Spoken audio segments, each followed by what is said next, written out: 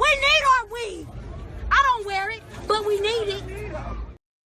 Hoes mad, hoes mad, hoes mad, hoes mad, hoes mad, hoes mad. This is about targeting women of color in the United States of America. Don't tell me, because I didn't get a single apology. Time has expired. My life was threatened. Thank you.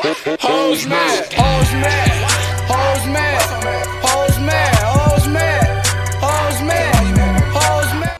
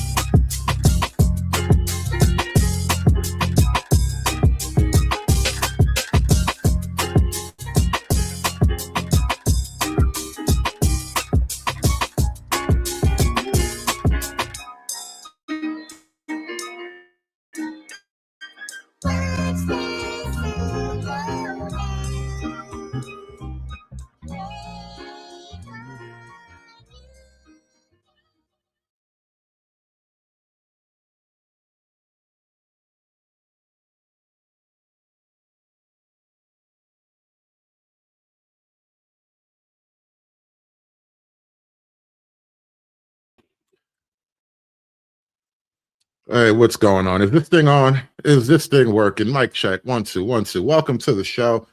We are back for an evening presentation. Let's call it that. came across actually an article which led me to an interview, which is dope because I don't want to read the whole article to you on the air. But I came across an article today, and disclaimer, the article is coming out of the UK. So it's a bunch of British chicks, but there is a huge overlap in British and American cultures, especially when it comes to things like progressivism and feminism. And so we're going to get to the bottom of why young women hate young men, apparently. Young women are very, very unhappy with young men, and I got to figure out why. But before we get to that, like, share, and subscribe. Thank you all for tuning in once again. I'm streaming on both channels tonight, Hoodservative and the Hoodservative Live. The Hoodservative Live has been demonetized temporarily. I'm fighting it out with the YouTube gods right now. We'll see what happens. They don't want to give me my money back, but we'll see. I'll get it back eventually. But nonetheless, please make sure you tune in and subscribe to both channels. You never know where you might find me. And also, please, thank you so much for your support and your donations. Your super chats and your Venmos do go a long way, and I appreciate everything. That being said, let's get into the show tonight. Thank you all for tuning in. Make it mandatory for women's body counts to be tattooed on them. Oh, no. Make it mandatory? No, stay with me here. It's a huge epidemic right now. Excuse me, that is so disrespectful. Kane, ask Jennifer how many tattoos she would have. Jennifer, how many tattoos would you have? This can also help us adjust women's rights based on number of bodies. 0 bodies, all normal rights. 1 body can't buy alcohol just so they don't make another bad decision. See, this is the shit right here that makes women hate men, all right? Your rights will be determined by your official body count. Right? There's 2 whole levels of madness, right? Official body counts and a tattoo to signify it is crazy. And then you get rights determined upon your body count. I gotta tell you, the nigga cooking though. The nigga is cooking. He might be crazy, but he's a goddamn chef in the kitchen. Make it mandatory for women's body counts to be tattooed on them. Oh, no. Make it mandatory? No, stay with me here. It's a huge epidemic right now. Excuse me, that is so disrespectful. Kane, ask Jennifer how many tattoos she would have. Jennifer, how many tattoos would you have? This can also help us adjust women's rights based on number of bodies. 0 bodies, all normal rights. 1 body can't buy alcohol just so they don't make another bad decision. 5 bodies can no longer vote. Hold on. I would have cut that off at like 3, honestly. Because 1 body, 1 body should technically be a husband, right? So we gotta give an allowance. We gotta let him have an out for the 1 body. That's a husband. We don't want to punish him for doing the right thing. But all your rights start to diminish after that first body. Is all I'm saying. By body number 3, you shouldn't even be voting for like the school board. All right. I don't even want you voting for the sheriff. None of that shit. None of that. Hold on. Oh, shit. 10 bodies must legally register as a train station on IDs. I'm all for it. I think it's a great idea. Make it mandatory for women's body counts to be tattooed. But these are the conversations the youngins are having online. I had no idea. I genuinely believe the children are the future. Teach them the red pill and let them lead the way, To perform at the level that I perform at. So To perform at the level that I perform at. So one of the things that you mentioned was that you were looking forward to, and correct me if I'm wrong, becoming manager or managing director of your law firm. And right now, from what I'm aware, through the person that gifted this to you, you are lead receptionist. Yes. And it's not chasing a dream. There's a lot of boxes that need to be ticked. I know this man is out there. And it's just a matter of finding him. A couple of years ago, I started noticing women putting that makeup thing in like the corners of their eyes, like near their nose bridge. And I've never I've never, ever seen a good example of the makeup in the corner of the eye. Like, who the hell's telling them to do that shit? 7-figure salary. Right. Already said morning routine. Yes. That includes some sort of exercise Mhm. with group accountability, Mhm. as well as some sort of very high nutrition, I'm going to say smoothie. At least 5'10". I feel like that's generous. I need him to be obviously in very good shape. Mhm. I need him to. You know, when we're talking about angry young women and women hating men and all that tonight, and I'm playing this clip because it occurred to me watching this, you know, one, the look on her face just tells me a lot. But two, I think when women create this like long prohibitive list of demands and requirements from a prospective love interest from a man, I think it is a sign of a type of female superiority complex where you automatically assume that the vast majority of men are just miles beneath you. And therefore, when you construct a man that is somehow desirable for you, you construct like an Ubermensch, like a god, demigod superhero figure that no man could really live up to, because you have no real like understanding or respect for what a basic, regular, average man is. So you can only perceive of like superhero. Like her shit only gets wet for Superman. No Clark Kent's allowed. Have a full head of hair. Mhm. That's very important to me. Okay. Be a Christian, but not take it too seriously. Like, I don't want to have to go to church every Sunday, but I don't want to get into fights over religion either. Sure. Of course. I want him to have an impeccable wardrobe. I want his suits to be tailored. Mm-hmm. I want him to look good in greens and blues because those are complementary to what I look good in. Absolutely no jewelry. Okay. Absolutely no tattoos. Okay. Okay. Never been married. No kids. I want to be his first wife. Our children are going to be his only children. Mm-hmm. No allergies. Has to like animals. I would prefer that he's a cat person, but if he's a dog person, that's okay. I think that's it. Yeah. How soon can you find the man that satisfies this checklist? And then she put a time limit on it.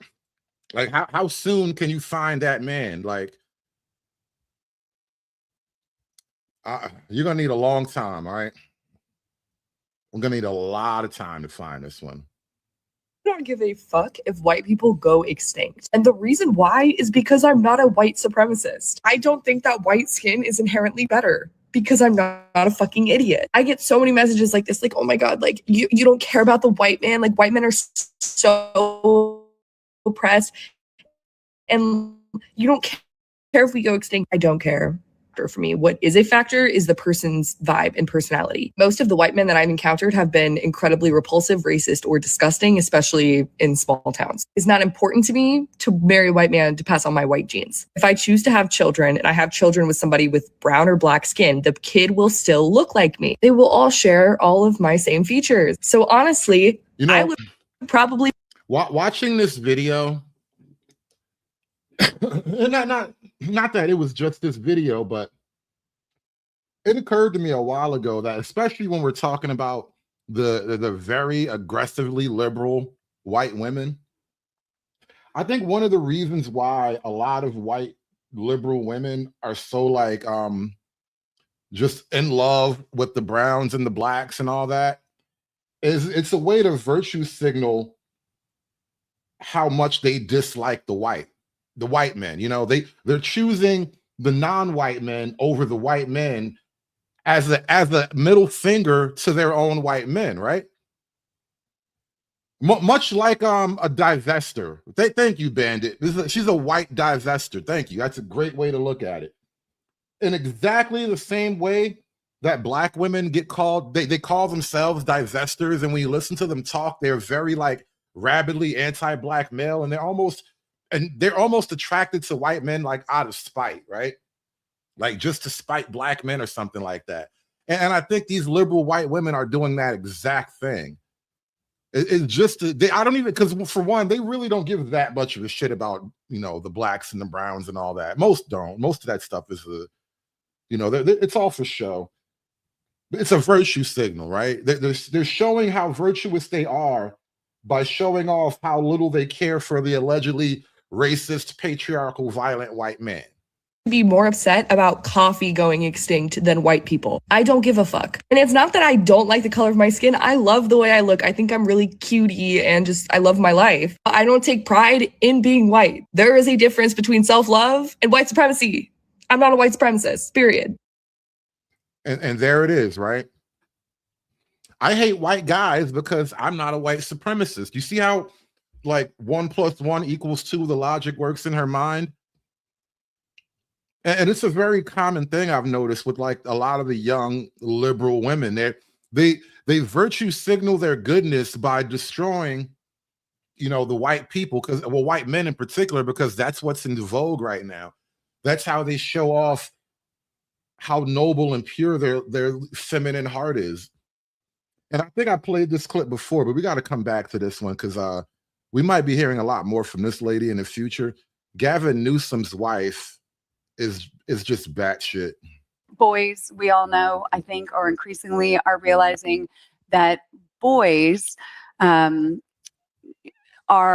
moving away from sort of the more progressive boys that spend time online, are moving a little bit I'm trying not to be political here, but are moving to the right and being sort of influenced by the Andrew Tates and some of that sort of alt-right socialization online that we know is very, very dangerous. My husband and I were alarmed when our kids were watching sports online, and my son knew about Andrew Tate and thought he was pretty cool, and thought that his Republican grandfather, who's not a Trumper, but a fiscal conservative, thought that my father would like Andrew Tate. So that's scary. We're like one of the most progressive households, and our son is confused and asking all these questions. We're working on legislation to hold tech companies accountable and help them be a force for good in our kids' and families' lives, to really provide all the best in class resources and support for youth so that they don't go down this rabbit hole of very, very dangerous and limiting narratives around ultimately what it means to be a girl and what it means to be a boy. We owe it to them and ourselves to kind of heal this this gift of modern technology, but curb it to be a force for good. I mean, look, the Gov and I, we have 3 more years. We're trying to institutionalize our values so that they carry on beyond.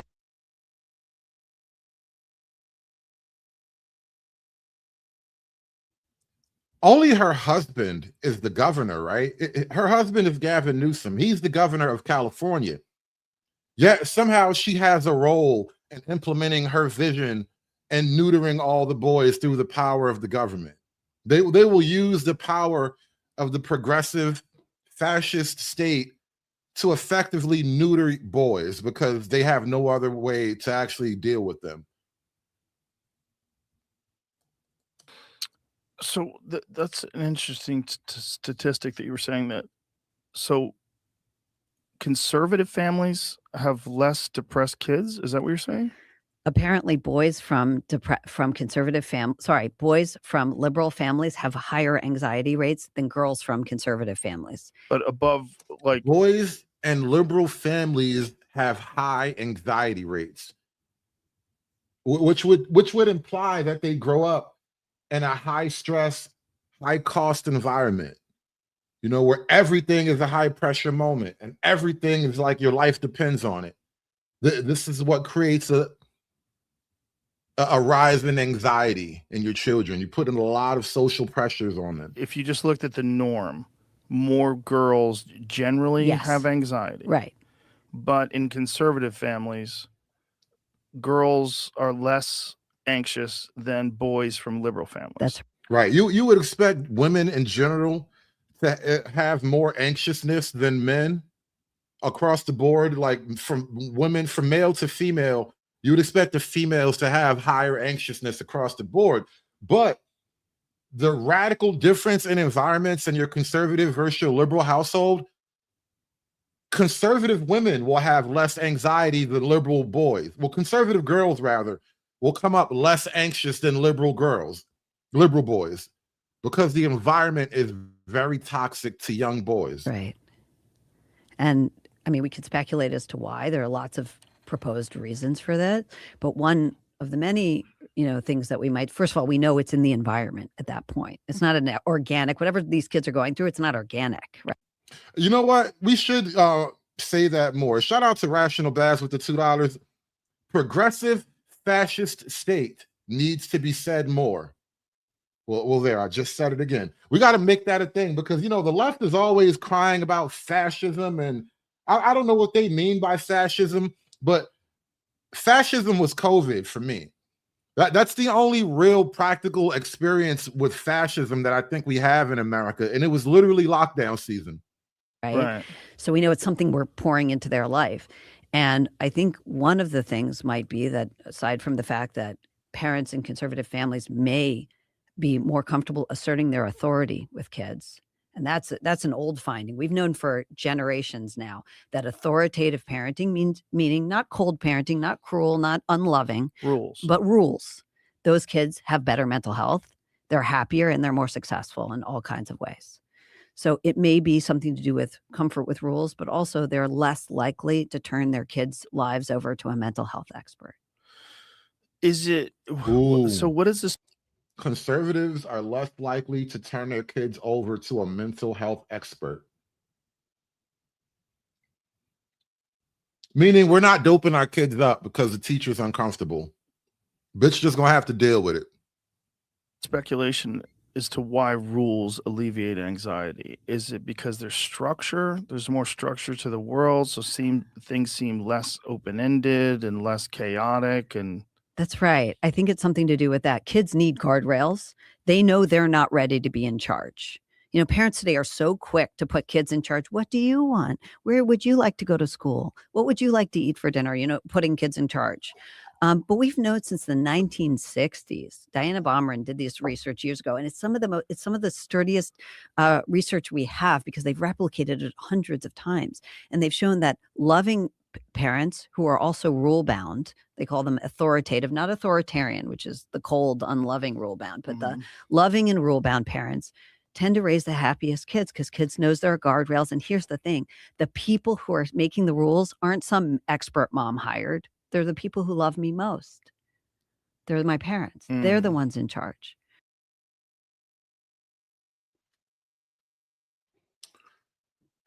Keep your kids in a conservative household and they're more likely to come out normal, I guess is the point here. But I want to now jump to this conversation. Why do young women hate men? Bunch of liberal fuglies at the table. Scarlett, you conducted the exclusive polling for this piece, and there are some really fascinating results. One of the starkest findings was how negatively young women feel towards men compared with the other way around. Can you unpack some of the stats for us, please? Yeah.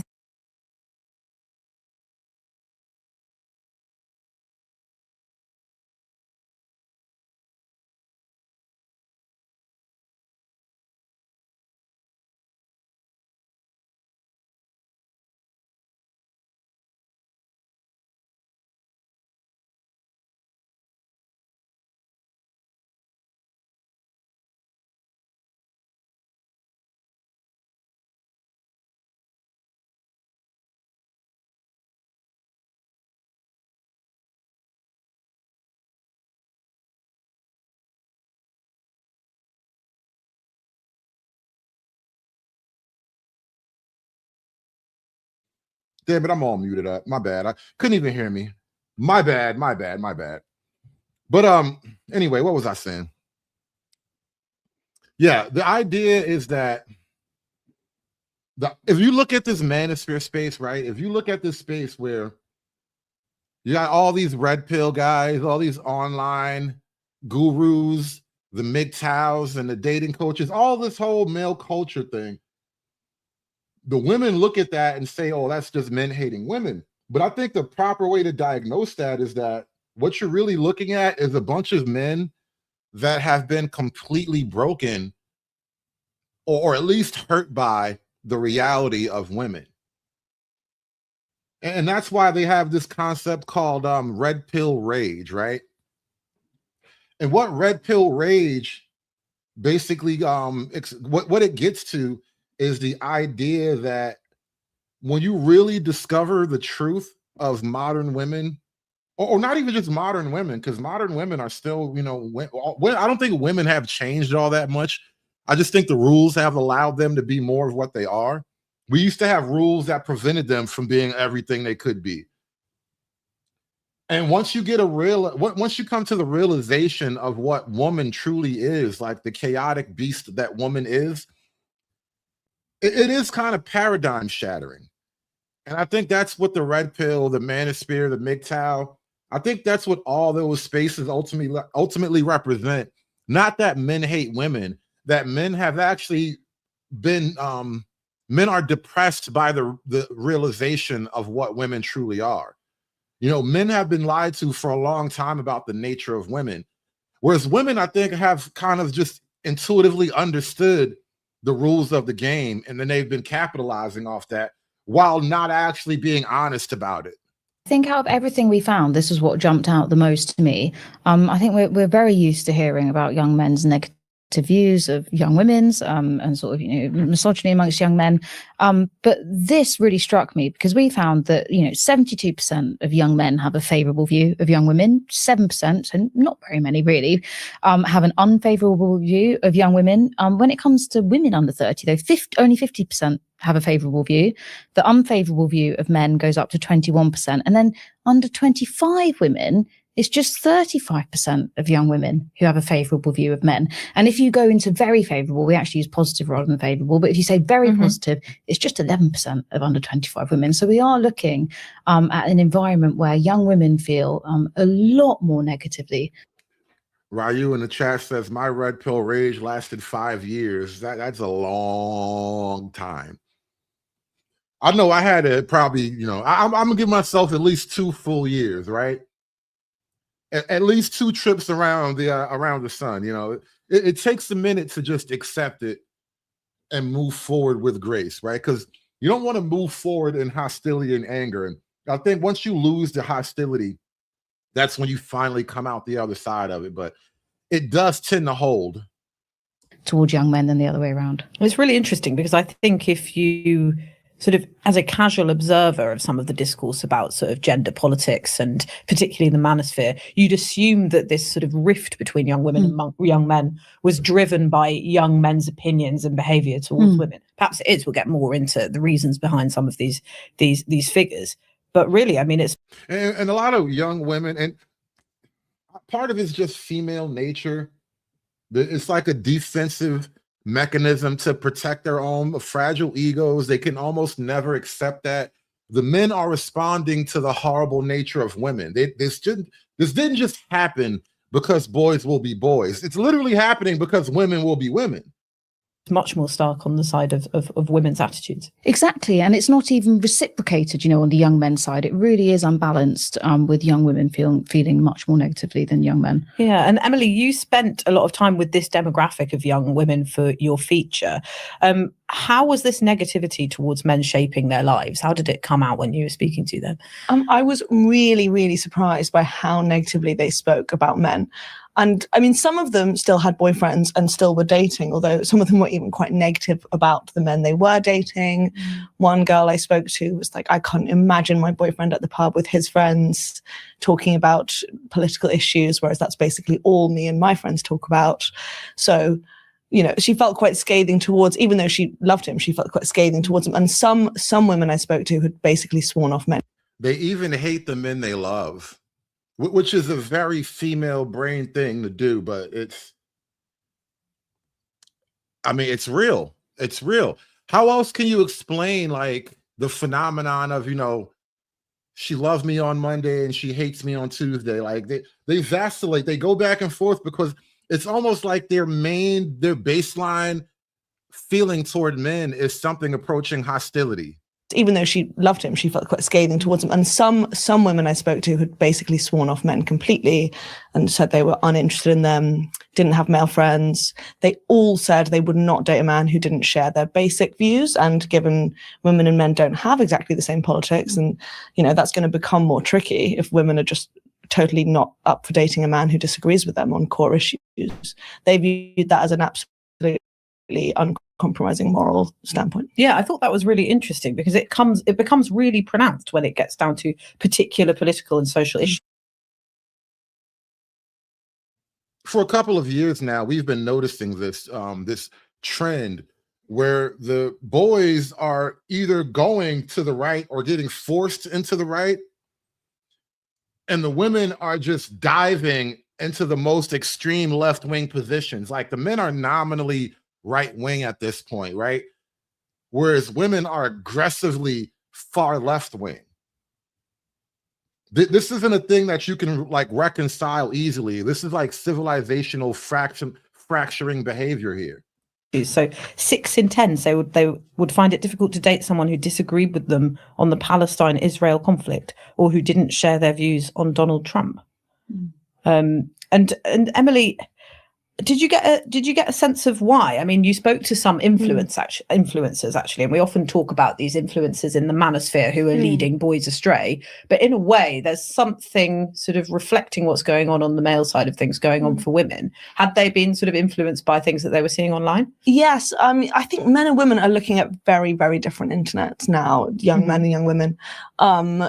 Like the women I spoke to said they were worried about what the men were looking at online. They're worried about, Andrew Tate's and people like that. Yeah. Whereas I spoke to an influencer who would post very, very left-wing content, very sort of anti-imperialist, very pro-Palestine, very anti the government, anti-Starmer, anti-Trump, but also there is mixed in content about, and with her and people like her, about toxic masculinity, about manufactured male victimhood, things like that. It all kind of blurs into a larger online space where that has a significant antipathy towards men alongside progressive politics. Yeah, I found it interesting actually. That's something that I've come across on my own feed. Lots of as a mum of a first child, like she's a toddler, I've got a lot of parenting content coming through on Instagram Reels in particular. And it's a lot of women basically being so horrible about their husbands and the fathers of their children. Totally. Weaponized incompetence and all of these kind of buzz phrases.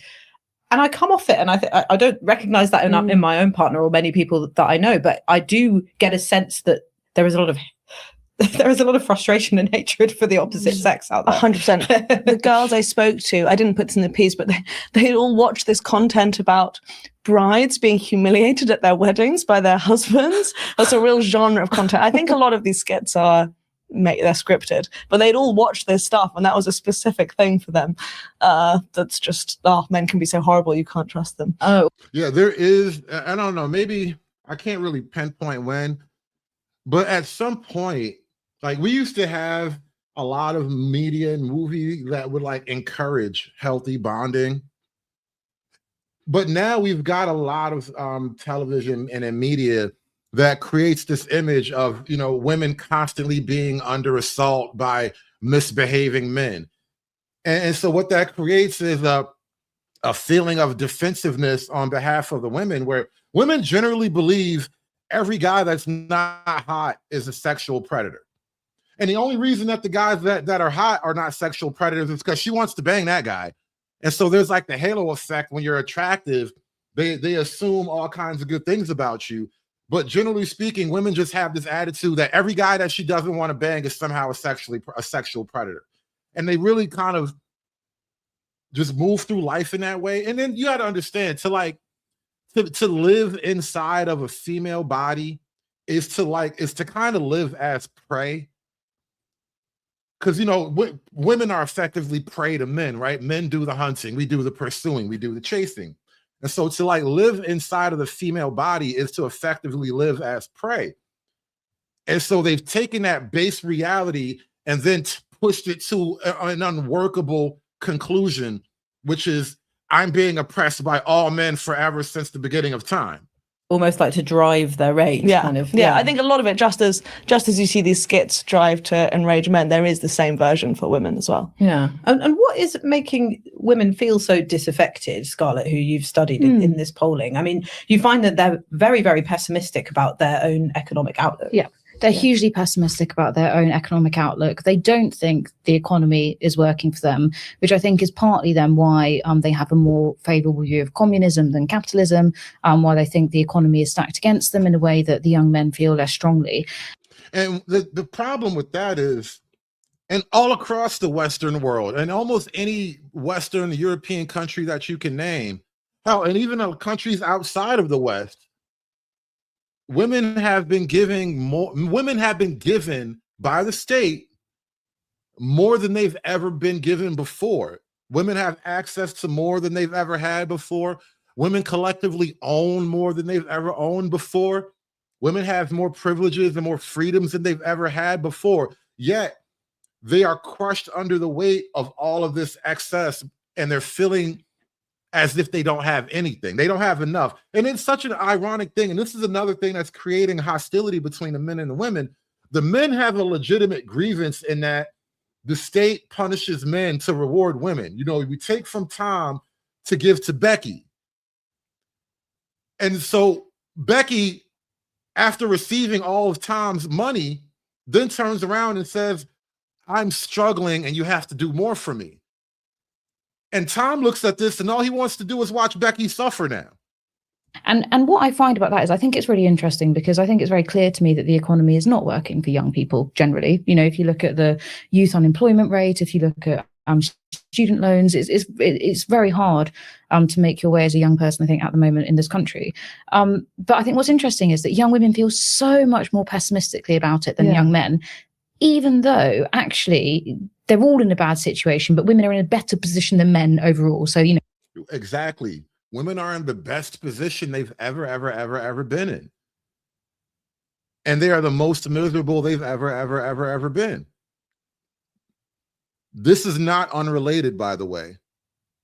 I don't think women can have all these things and truly be happy. It's something about the female. You know, we were playing a video the other night when it talked about like the 14 facts about bitches, right? And one of the facts that he said is that you can never be satisfied and demand more. So therefore, women can never be satisfied, right? And I think they're literally experiencing a phenomenon such as that right now. They have the most that they've ever had, and they are the furthest away from satisfaction they've ever been. Female youth employment stats are much better than male ones. Again, female earnings now for these younger generations have surpassed male earnings. So actually, yes, I think it's sort of absolutely right that they're feeling frustrated, but I still can't quite explain how much more pessimistically they feel, and that is even more pronounced actually amongst, like, it's a bit of an awful pollster term, but you know, about ABC1 women, rather than C2DE. So sort of middle class, more affluent young women in this country are the ones that feel those negative feelings towards the economy, towards how that system works, and much more pessimistic about their life chances. It's middle class and affluent women who feel as though women have the worst time of all right now. Isn't that ironic? The women who are literally doing the best think things are the worst. And those from more working class backgrounds and in more working class professions. That's really interesting. And did you find that those more middle class professional women had a more negative view of men than the... Yeah, and they had a more negative view basically across the board as well. Right. So they were more likely to think the country is racist, for example, more likely to think that the country is sexist, more likely to feel pessimistic about their own chances, more likely to feel pessimistic about how the economy works. Basically anything you can mention, that they were more negative. And Emily, did you get any insight at all into why that might be? Because obviously, and you mentioned some of the issues that generation are facing there, Scarlett, you know, housing. You know, I think to some degree, and I probably just stumbled on this a minute ago, but it is all projection. They can't constantly push to make things, quote, better, whatever that means in their little girl brains. They can't constantly push to make things better if they ever admit that things are great and they've been given a lot, right? So they can never admit their gains and what they currently have, because then they could never ask for more. Shortages, high student debt, and men are in that position too. So why is it that women are coming out with a different outlook? It's a really good question. I mean, I think a big part is the internet. Your polling showed that women who are more online feel a lot of this stuff more strongly, are more worried about things like abortion rights and the environment. I think they would put, if you ask them, their main answer is women are more empathetic than men. We naturally experience misogyny from a young age. We experience sexual violence, or we witness sexual violence. I believe the whole thing about women being more empathetic is another female projection. You know, I came across something the other day. It was a study about men and women. I forget exactly how to frame it. I'd have to go back and dig it up. But long story short, the presence of testosterone in the male body in particular, it creates what people call fairness, right? Your testosterone as a man, it encourages you to seek something like an justice, let's call it that, right? Men have a more even-keeled approach to what we call justice and fairness than women are. Women have what they call emotional-based reality or logic. They wrap their feelings around an issue and then get to the conclusion, whereas men wrap their logic around an issue and then get to a conclusion. And that actually creates a more fair outcome, generally speaking. So I think when you really run it out, it's hard to actually find all the evidence that says women are more empathetic. I think that's just a projection, because, you know, we were used to watching young girls play with dolls and we associate that with some type of empathy. But in reality, young girls playing with dolls is like manipulation training. They're practicing how to, you know, puppet and manipulate people. Whereas like young men don't really do manipulation training. We do war training. We do triage. So the idea that women being the more empathetic of the species is actually a giant lie that, you know, television and media and love songs do that shit to you. We experience sort of, a lot of them had what could be almost reactionary way of talking about sort of, we experience physical pain, and that in our bodies creates this greater sense of feeling and empathy compared to men. It's a very sort of biologically essentialist way in a way of talking about one's politics. Yeah, I thought it was quite interesting hearing these young women who are... It's female self-projection. You know, women want to be perceived as more empathetic, more loving, more caring. But any man who's ever spent any significant amount of time around a woman knows that's some bullshit. It is impossible to actually date and marry and cohabitate, you know, live with women, and then still come away with the idea that they're the more caring and empathetic. No. That's literally makeup they put on to attract you. Extremely progressive in their values and their mindset. Also saying things that you kind of expect from an older, you know, maybe less online generation, like, oh, they're just different, you know. Yeah, they really root it in their biology. Yeah. And they would say, yeah, we've experienced that, and therefore, you know, I've experienced misogyny, and therefore I can now empathize with people who experience racism, if they're white, for example, or, you know, classism, and we can just start caring about things. Men never started feeling oppression, so they've never had to care. And I think, you know, there's obviously a point in that. There obviously, you know, I think a lot of young women growing up will have experienced a friend who suffered sexual violence, if not them.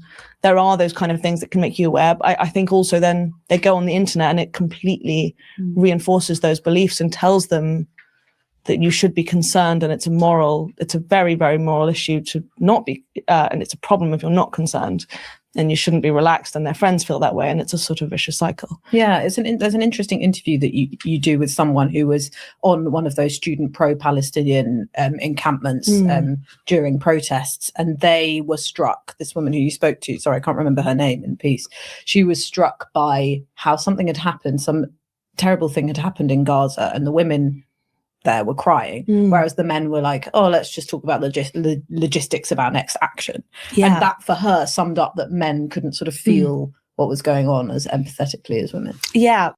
Women generally think their overt expressions of their internalized reality makes them better people. That's exactly what that is. Because I emote in public, because I put on a display of being somehow distraught or traumatized, and you don't do that, that makes me a better person than you. Meanwhile, the men are over there actually solving the problem that made you cry and break down in the first place, right? So who is really the better person? The people who fix the problem or the people who cry about the problem? That was Ash. She was really frustrated with men she worked with in campaigning for Palestine, which was basically her whole life. Like she said that she spent way more time on that than her studies. And she found it very difficult that the men would drop in ways to give speeches and sort of take the limelight, but then they didn't feel as deeply. And she viewed that as a sort of just a failure of empathy, basically. They couldn't quite stretch themselves. It was still about ego, even when, and actually the girls I spoke to at Leeds University as well said that they felt that when men were involved in like social justice issues, it would be by far the most when they're sort of running for politics, like running for the university's Green Society or something. They'd be more like, I think there's something else that we need to talk about, and I don't think it gets discussed as much as it should in the modern context. There are few things as powerful and all-consuming as the female ego. I know we talk a lot about men and the male ego, the whole Andrew Tate thing, the I'm him thing and all that, but we don't really look at the female ego with the same critical eye. And I would argue that American politics and Western politics in general is really female ego driven, far more so than it is driven by the male ego. to do that than they would be to do a protest on another issue. They'd never touch feminist society. They wouldn't touch social justice issues that don't involve self-promotion. That's their feeling. And they felt that extended into their personal relationships as well, didn't they? They felt that a man would call out misogyny if they fancied the woman who they were defending, but if not, they weren't really sort of saying things to their friends that, you shouldn't say that. They're very, very frustrated with the young men in their personal lives. They feel like they will make racist jokes and sexist jokes, and they'll laugh at them. They won't stand up unless there's a very specific sexual goal. And what it seems like she's talking about is young women resent that they can't break young men and make them do as they're told. Don't say that. Don't do that. Don't joke about that. Don't laugh at that. And this is creating, hostility. Like, well, these men must be horrible. I hate them. Well, Scarlett, you talked about the sort of contrast in terms of class, but actually there's quite interesting stuff coming out of your research about the differences in outlook between white women and those from an ethnic minority background. So you might expect women. Oh, we're getting into racial differences. Oh, I love it when it gets racial. Of color to be more likely to, to say that they feel the country is racist, for example, because they're more likely to be on the receiving end of racism. But it's actually the opposite. It is the opposite way around. So yeah, white women in this country, young white women, sorry, I should specify, think that the country is racist. I would argue that extends to America as well. I could be wrong because I think American blacks are significantly woker than British blacks, but I could be wrong. But generally speaking, I think white women, they oversell the idea of America's racism, or even in that context, they're in Britain right now. But liberal white women, they completely, they buy into the idea that America is incredibly racist, and then therefore position themselves on the opposite side. It's a virtue signal, right? But in reality, we're probably living in the most racial egalitarian times that we've ever had as a country, as a Western civilization. Ethnic minority women do not overall think it is racist. They're actually tied on the question, but they're significantly less likely to say that it's racist than their white peers. And I think that's interesting. That's interesting in and of itself, but that it extends into other issues as well. So actually, young ethnic minority women are much more likely to say they feel valued by the country.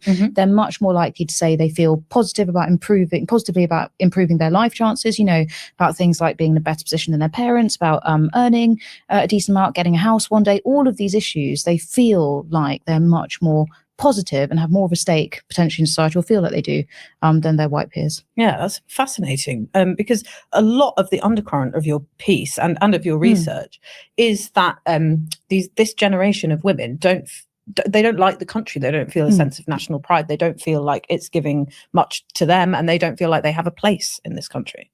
Does that come up? Yeah, absolutely. Ash said there's nothing for me here. I don't think anyone was positive about Starmer, or, you know, these are. I don't think any of them felt positive about Britain in any way. Even if they had personal goals they were excited for, which a lot of them didn't. They didn't feel. They felt incredibly pessimistic about the way the country's going. They were terrified about reform specifically, but even the government as it is, which you know, they were just very, very negative about.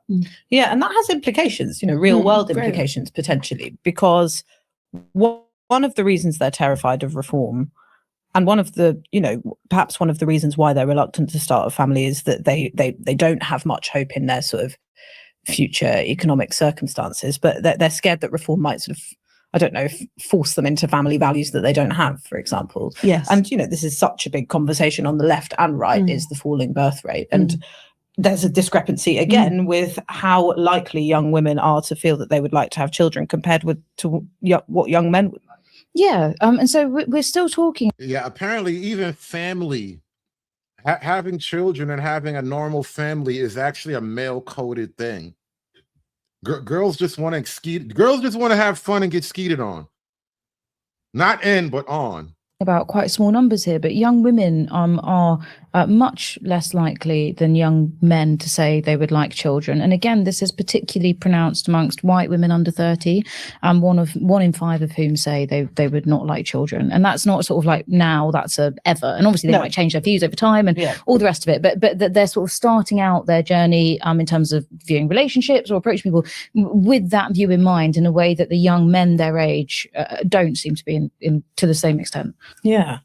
Did you speak about, you know, starting families with the women that you a lot of them were not sure. Some were anti, a lot weren't sure, but they spoke, all of them definitely didn't want kids by 30. And I spoke to one girl who'd done some polling of herself just in her year group. She just asked, and I think she asked like 15 young men and 15 young women, and almost all the young men said they wanted kids by 30, and like basically none of the young women wanted so that. Interesting. And I think, and they would view that as totally like, well, it's men's fault for not doing enough. They see scary things about trad wives on the internet. Right. They see scary things about reform. They see pro-maternity, pro-natalist policies that scare them. They see things about abortion rights that scare them. And it's just, you know, there's not really they don't see any obvious reason to have it.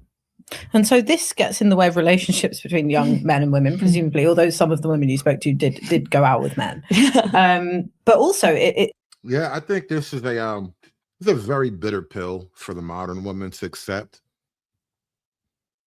The less domestic appeal you have, meaning family, children, stability, long-term affection, and all that kind of thing, the less of that you have, the less valuable you are to a lot of men.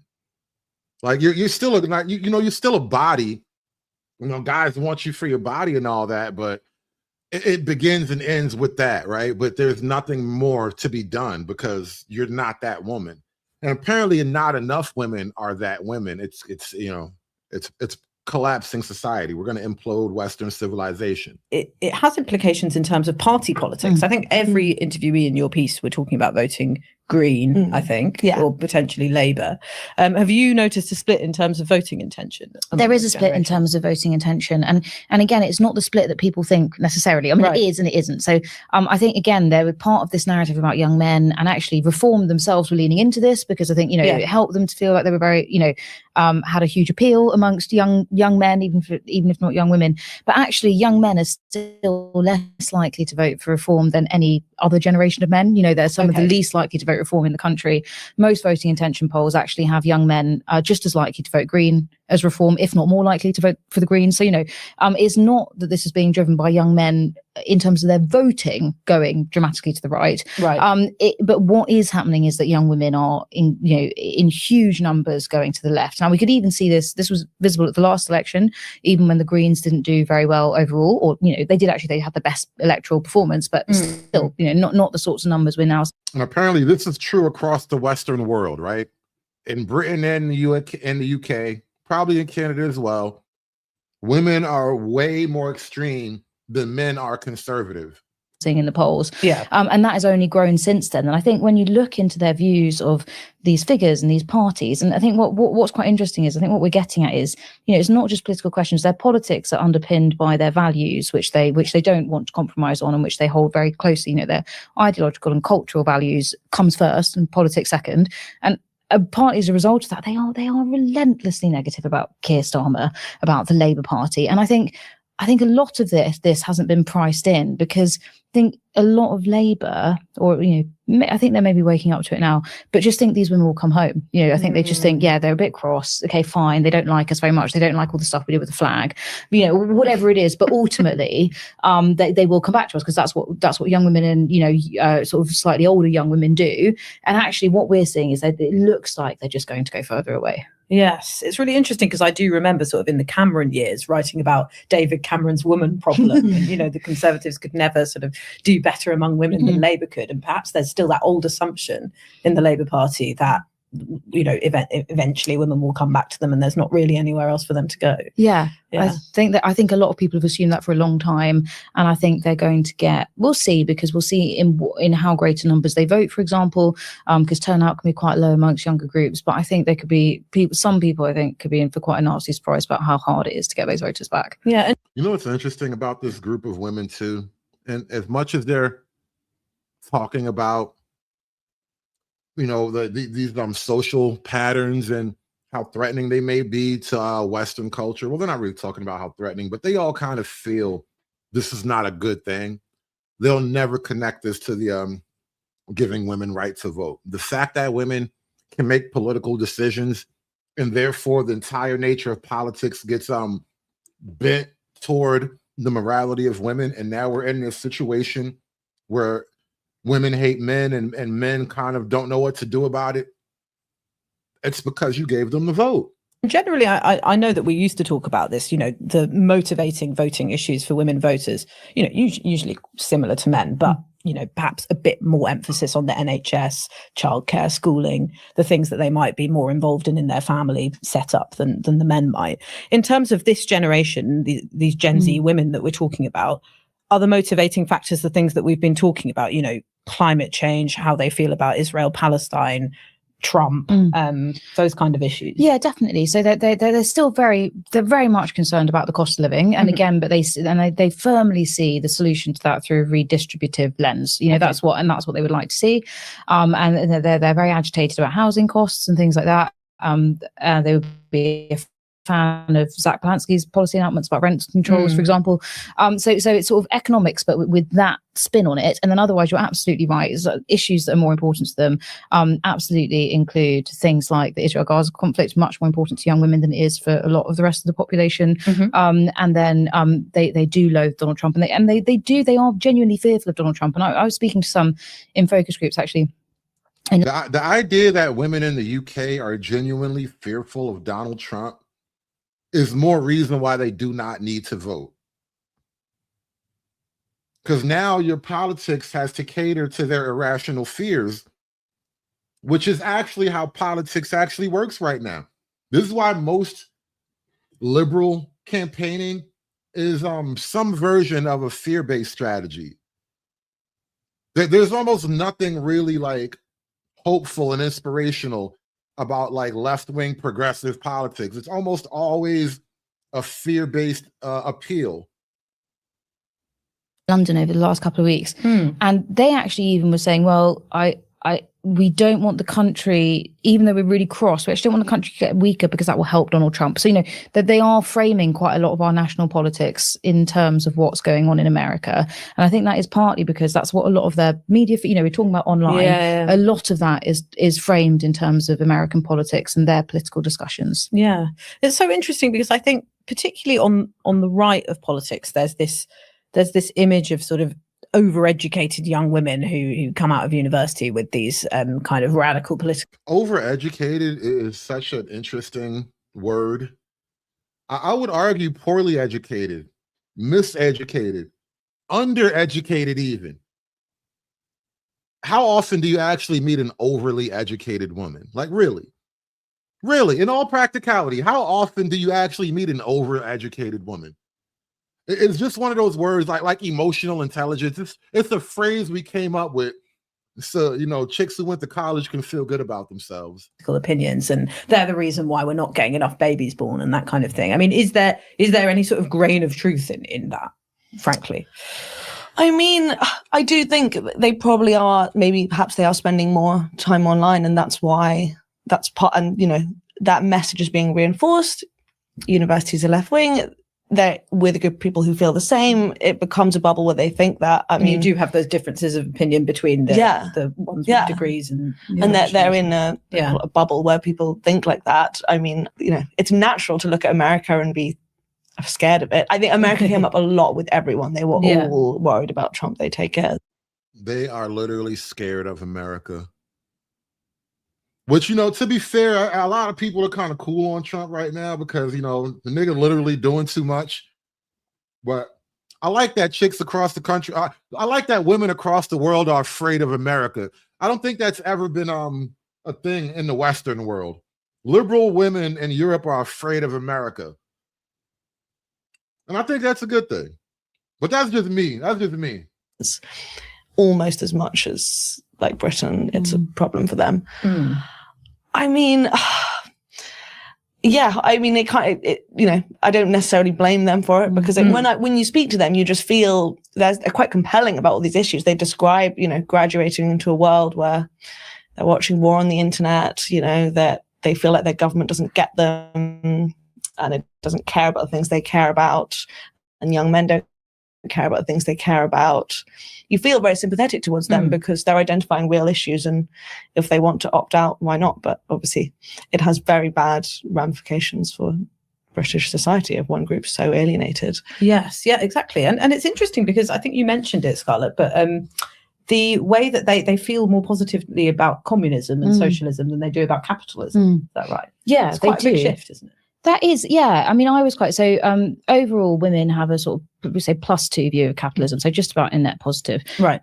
But they have a much more favorable view of communism. It's on +11. So, they. And this is more evidence that women are the opposite of over educated because they genuinely think they have this warm and fuzzy opinion of communism and socialism. Like socialism is just going to hug everybody in its warm embrace and make sure everyone is fed and warm and loved enough. Whereas like the best modern example of a communist country is literally China. And they're probably slightly mixed economy, especially like in some parts where it's major cities and shit. But there's nothing warm and fuzzy about the communist government of China, all right? For all they have, they will disappear you and forget where they put you. Do feel much more favorably inclined towards communism. One of the interesting divides I found, because I do think, what you're just saying, it depends what spin you want to put on it, but the data does bear out that, especially white, but, middle class, educated women do feel these things more strongly than the rest of that cohort. But what's really interesting as well, I think, is that there's a huge difference between what I call like the COVID, or many people call the COVID generation, right, and their slightly older peers. So if we break out the sort of 18 to 25 year olds versus the 25 to 30 year olds, the 18 to 25 year olds feel these things much more extremely. And with the 18 to 25 year olds, so poor is their view of capitalism that they actually have as favorable view of fascism. Now, I'm not suggesting that all these under 25s are fascists. They are very clearly not. They're very, very far from that. but I thought that was the bit that really made my jaw drop.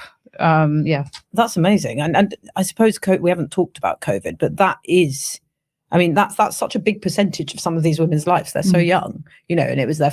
Didn't I tell you earlier? COVID was effectively fascism. It was a progressive fascist regime, and we all just kind of, went with it and got through it. Formative years that were impacted by this, whether they were at university or whether they're at school. How far did you find that being something that they would sort of refer back to as the thing that kind of radicalized them? Sounds pejorative, but sort of led them to where they are now. I really think that is a massive factor in it. I mean, they didn't cite it so much, but you have to think, well, because I'm 28, so I'm just sort of just a bit older than these people. And at school, I was part of these feminist society, and at university, these kind of protests. I was sort of in that kind of world, but I was trying to think, what's the difference between my experience of it, where everyone was talking about progressive things and fourth wave feminism and all that stuff. What's the difference between that and these people now? And it is just that this overwhelming bleakness that I don't recognize that at all from when I was at school and when I was at university. I don't remember this sense of being totally done with men. I think people were angry about things and people were excited about new ideas, and it was sort of If women think they're totally done with men, what the hell are they going to do? Is everybody just going to get old and die out? Or even worse, and this is really what's going to happen in the Western country. Women hate young white Western women, hate young white Western men so much that they're effectively inviting the barbarians into the gate. Which is why historically you never let women guard the walls of the town. You never let women do security. Never, ever, ever trust women to run security, at least not alone. She can be at the front desk with a clipboard or something, but there has to be men there who will back it up. There were books to read. There were all these journalists writing, interesting new things. Everyday sexism was suddenly a concept that you might not have used before, like that phrase. Totally, Me Too, Rose for BLM. There were all these movements and all these new concepts, like microaggressions, all this stuff, and it was we learned about all of it. I don't remember the nihilism and the negativity. That I don't remember, and I do think. I mean, I think the war in Gaza is another big thing that probably made them feel really detached. But I think COVID, that time feeling alone and isolated and watching more and more on the internet and getting more segregated, I just think that's a huge difference. Yeah. And lastly, is there anything, it's pretty bleak for Labour, isn't it? Because they feel so sort of pessimistic about the current government. What would you do if you were in Starmer's team and you were looking at these figures? Is there anything that could win these women back? I think it's very difficult to know, and I think the problem they will have is if they. I think firstly that these women do. I think until sort of Zach Plansky and the Green Party, which is a very new phenomenon, and hasn't even filtered down to a lot of these young women yet. I think the ones you spoke to very positively, but it's still not actually hugely known amongst the public. So I think that we will see that accelerate over the next year, but no one's been trying to speak to them. I think no one's been sort of acknowledging that they feel locked out of or at odds with society. I do think it is difficult though, because they increasingly look like a sort of unreconcilable part of the coalition, if that makes sense. And that's where that's the actual reality of the problem. Women are so extreme that it's unreconcilable at this point. And I think it's hard to look at modern politics with any practicality, with any wisdom, if you don't have any grounded understanding of women in general. And so if you've been in any real long-term relationships with women, any just serious encounters with women, you can probably relate to what I'm about to say to you. In order to truly be effective or successful, even with women, whatever you think that means, it is imperative that a man access a level of coldness. Stoicism is a word often thrown around, but I prefer coldness. Women don't understand stoic, but you tell a bitch, I feel cold. I'm cold-hearted. They understand exactly what that is, right? And when you treat them with a level of coldness and detachment, it kind of deflates the manipulation and the feigned empathy that they like to project. And honestly, your coldness is the only real effective weapon to their weaponized empathy. How else do you fight weaponized empathy unless you have a form of weaponized coldness, right? And so I think for a lot of men, and then as a political reality going forward, we're just going to have to ignore women. But, you know, they have the vote, so that's not going to work either. But that's kind of what's being asked right now, is to kind of just take the vote from women and ignore their cries, because your coldness is the only thing that can save the both of us, you know? Because of the things that are most important to them. I suspect if you're in parts of Labour, there'll be parts of Labour that strongly agree with them on lots of this, by the way. You know, some of the PLP and things like that will, I think, will have a huge amount of sympathy for these young women's views. But it's difficult when if these young women are holding dear to them and things they won't compromise on, which are then toxic to other parts of the electorate. You know, so I think it's a very difficult balancing act for Labour specifically, although it's something that Labour, the Greens, I think, you know, the next election is increasingly look like a battle between coalitions. They're going to have to, whatever sort of coalition takes form in the left, it's going to have to start factoring some of this stuff in and working out how to reconcile it. Yeah, for sure. Well, thank you. Thank you so much, both of you. There is no way to reconcile women hating men, especially to the degree that we've reached lately, where women are just live at the political extreme. And most men, especially the younger ones, tend to hover somewhere close to the right wing, nominally right wing at best. But I don't know how you reconcile that with a level of force or something. Like there is, and then that's ultimately what's playing out in the grand scheme of things. It's like a giant force of wills, you know? Is her will stronger than your will? And typically, if it's just, you know, one-on-one man-woman, it's easy to probably overcome that and navigate that problem. But when you sort of extend that to the majority of women and give them the voting franchise, it's no longer just about your will. Now you have to be clever. You have to figure out a way to work around these things. And Bandit, that's something interesting you just said here in the chat. How you fight empathy with gaslighting? Are you saying gaslighting can fight empathy? Are we going to take like the 50 Cent method? Just spit game to the bitch confused? Is that how you fight empathy? Just spit game at her until she doesn't know what's happening?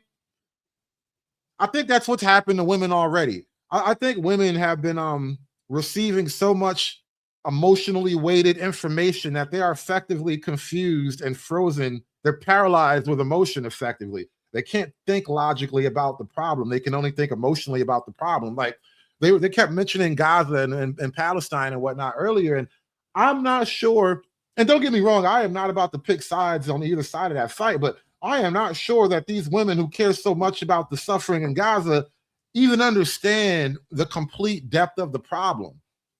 They just don't like to see babies cry.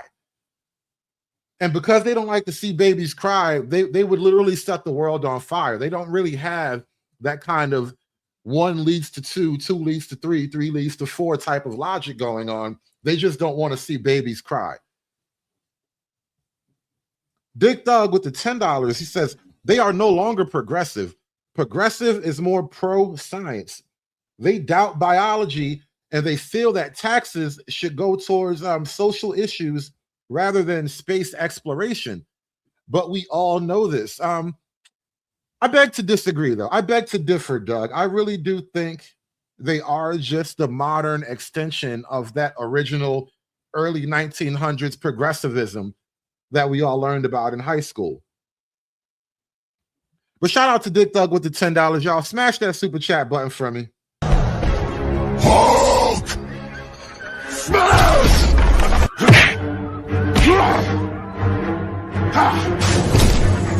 Smash you! You make Hulk angry. You not like Hulk angry. Hulk no like fighting girls. Interesting point. Bandit says empathy is manipulation. So you fight manipulation with confusion and misdirection, aka gaslighting. You might be onto something there. Got to fight fire with fire, right?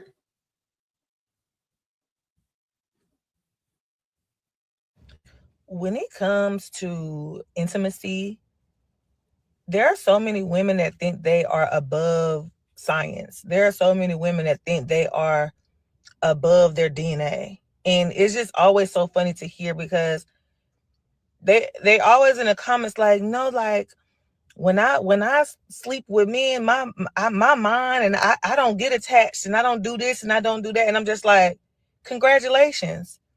You are now your biggest op. Congratulations. Your body is now not in harmony. Congratulations. You're now not in alignment. Congratulations. That's not normal. I don't know why y'all think it's a flex to be able to separate the mind from the body from the spirit. I don't know why y'all believe that is a flex.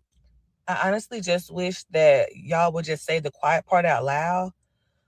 And the quiet part out loud is you hate men, you don't like men, you don't want nothing from them. You just don't hate them enough to stop sleeping with them. That's the truth.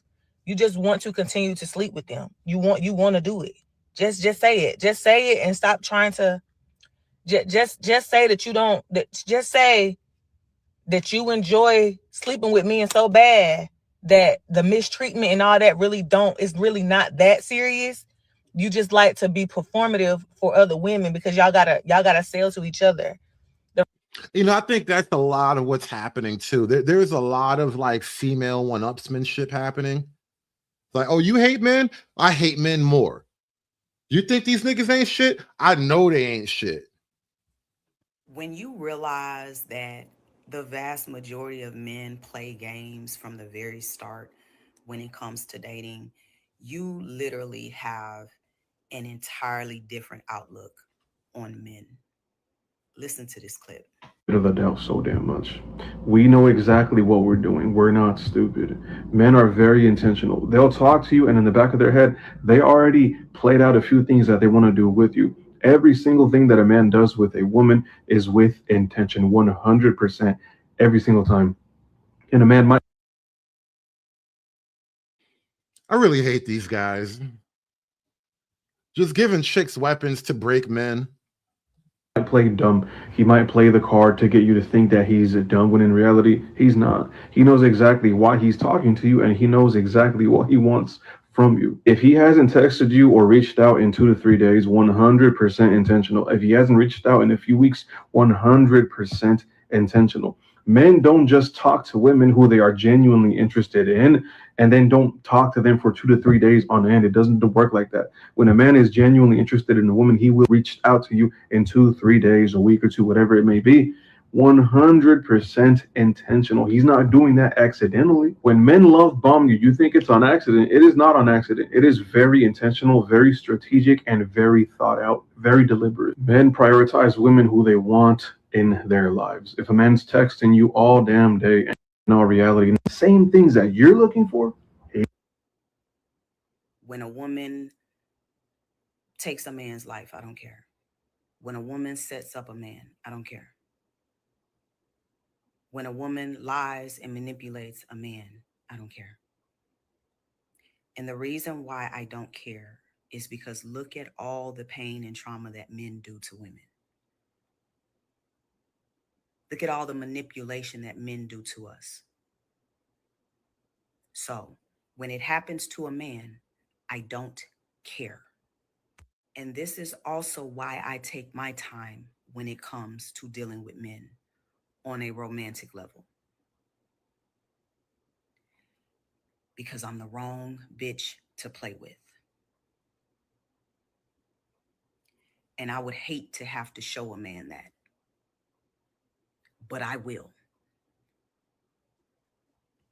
I promise you I will beat a man at his own game. Hey, shout out to American Man. I'm about to drop the link for you. You said you wanted to come up and chop something up with me, so I'm gonna throw that link in the chat real quick. We're not gonna stay up too long because it's been a long day. I had to do a lot today. This is my second show for the day.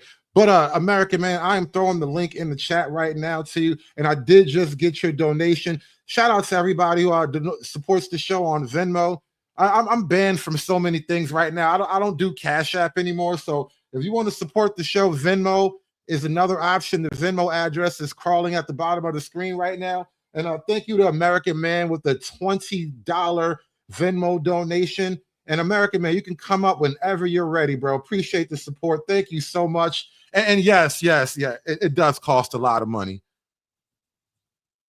It costs a lot of money to bring the real. And with this, I dress myself in cashmere. I dress myself in $100 Cleveland flags. I dress myself in alligator shoes. I wear a $15,000 Rolex. I got Mercedes-Benz, Rolls Royce, the biggest house on the biggest deal. Yeah, we don't care. I got Mercedes-Benz, Rolls Royce, the biggest house on the biggest deal. Yeah, we don't care. You're talking to the Rolex wearing, diamond ring wearing, gift stealing, wheeling dealing, limousine like jet flying, son of a gun, the biggest star of them all. It costs a lot of money to bring the real world champion on location. Only an Arnie and Ricky. We do it better than everybody else. Don't wrap me up. No. Hey, you know something funny? Shout out to Ric Flair, man. I gotta send Ric Flair a check or something one day. You know, Ric Flair is like 80 years old, still getting drunk in public and chasing pussy around in his car. He's like my white idol. I swear to God, bro. I love Ric Flair right now. Welcome to the show. American Man, what's good, bro? Let me just say this. Shout out to Ric Flair. But I've been working through a theory, right? And like a lot of things have been going on. So I've been watching the reaction to this black woman that was killed, right? And I say, well, I don't need to disclose that, but I say black woman loosely because we don't know nowadays. But so I've been watching the reaction to this black woman being killed, right? And the theory that I'm wondering is, one, right? So there's a couple things are in motion. One, do women actually understand what they're doing? Because I'm starting to place links between they do all these things, right? And you said earlier in your stream, you was like, I hate when chicks act like they don't understand. But I think I'm working through they don't understand, right? And here's why. How many times have you said they don't have morality until we give it to them?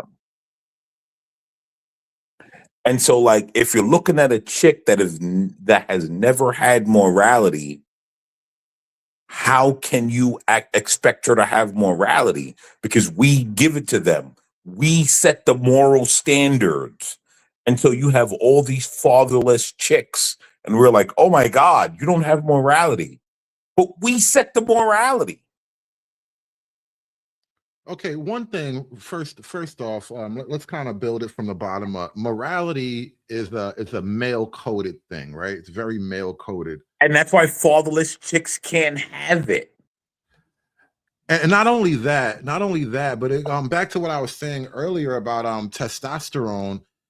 Testosterone is the fairness drug, right? And what else is morality but an attempt at fairness? Well, it's at least one way to describe morality is where it's attempt at fairness. And I think correct when you bring that up, yeah, it's very obvious that morality has to kind of it emanates from men, and then it has to be policed by men, especially the borders of morality have to be policed by men. Now, where I think we can kind of get into the weeds a little bit, and I'm gonna bring you two guys up in a second. I see Bandit and Socrates back there. Just hold on. I'm gonna one-on-one this for a minute. We're going to 1v1 for a few minutes here. American Man, what I think you're getting at, now that we've set out morality, let's move up a little bit higher. And I'll accept your premise there. When women don't really understand morality the way men do, right? I don't think that's not the charge I'm giving women at this point, right? When I say they understand, they don't understand the complexities of morality, perhaps, but they understand the complexities of a grievance.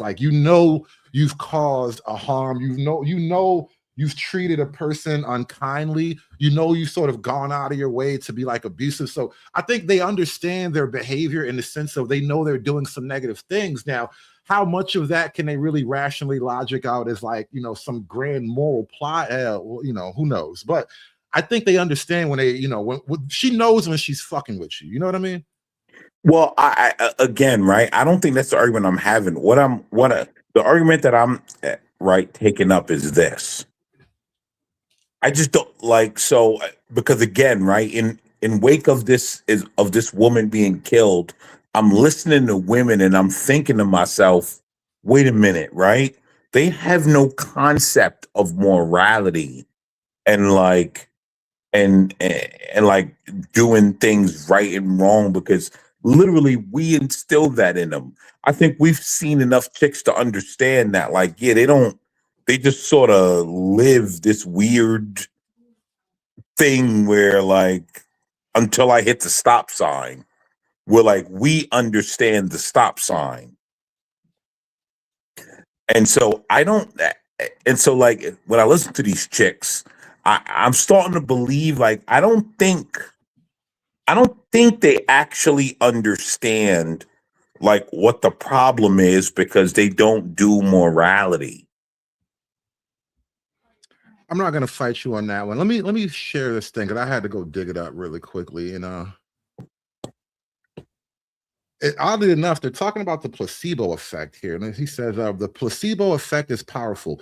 In a 2009 study, women who took testosterone behaved more fairly towards others in negotiations with less conflict.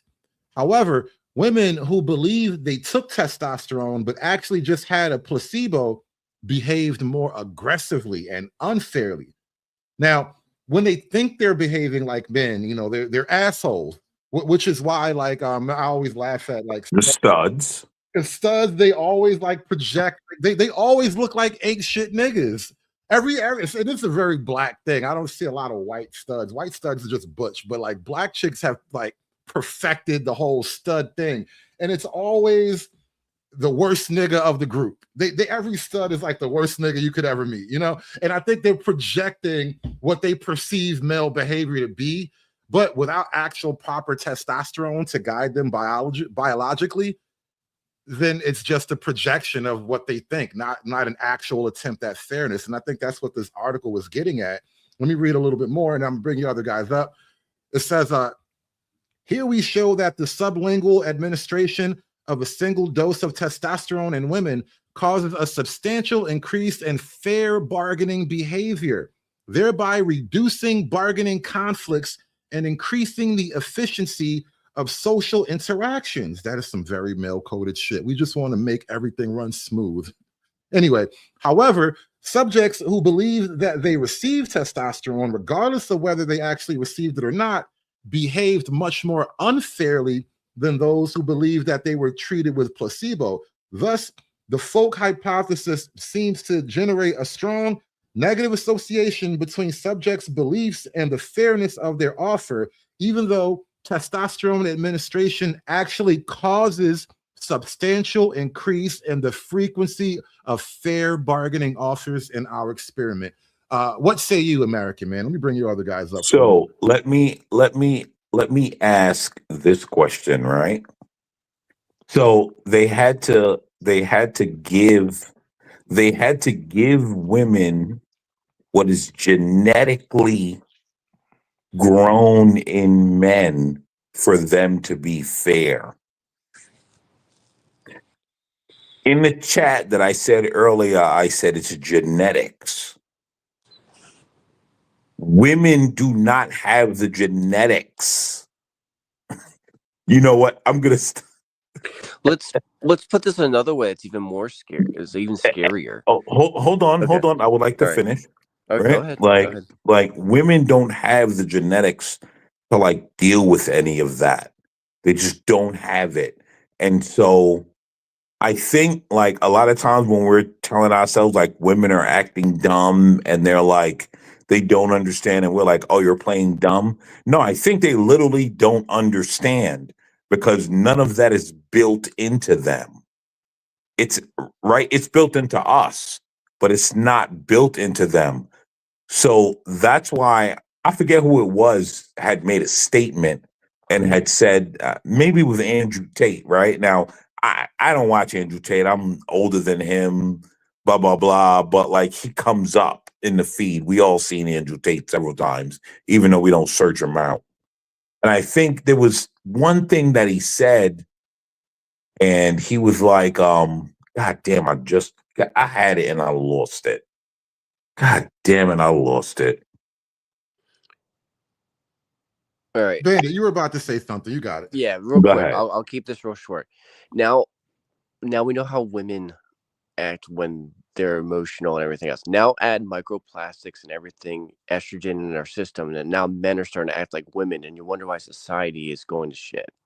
You know what I mean? Like, this is all sorry, this is all seen like throughout society. We see society collapsing because men aren't acting like men, they're acting like women. And we're seeing the fall of society because of it. And Bandit. Yeah. Bandit, thank you. That was one other thing that I actually wanted to make a point of tonight. Look at women's genetics. What do their genetics do? After they've made all the men in America weak, they go and get the third world men that will subjugate them, and they tell them, come be our leaders. What does that show you genetically about women? You know what it tells you? It tells you that women will always want something. And that something will always change. And you have to understand what that something. No, incorrect. It tells you that women always want to be subjugated so they don't have to deal with consequences. Yeah, that's why they're going out and getting third world men that they know will subjugate them. It's more than that. And what I'm trying to say. No, it's not. That's genetics, bro. I know. Like, let me explain. Hold on, American. Let me get it out. Let me explain real quick, and then I'll shut up. What I'm trying to say is women want they want something, and that target keeps moving, and they don't like what they have now. And depending on their emotional state, they will want something else. So they see you and they go, I don't want that. I want something else. They don't know that this something's going to be good or bad for them, but it's always an ever shifting target. So you have to understand what a woman's mindset is at that moment to be able to understand what that person wants, because it's going to change. It's like men go from A to B. Women are like a clusterfuck. They just literally will. If you look at women's brain, it's like if you took a pencil and just start jabbing it around on a piece of paper, there's no connecting dots. It's just an angry cloud that makes absolutely no sense. That's women's mind. Now, All right, men are a straight line, A to B. We want something. I want to say this, right? I think you and I are doing two different things, right? Because what's happening is, here's what I'm saying. Women protested being out of the 1950s to bring you men from the 1950s. It goes back to genetics. Well, I That's think the part no one's paying attention to. I think your larger point stands immensely, that the kind of lack of comprehension of second and third order effects, that's what we're getting at. You know, they don't necessarily see the second and third order effects either. And perhaps that is a testosterone thing. Maybe there's something about testosterone that gives you supreme pattern recognition abilities.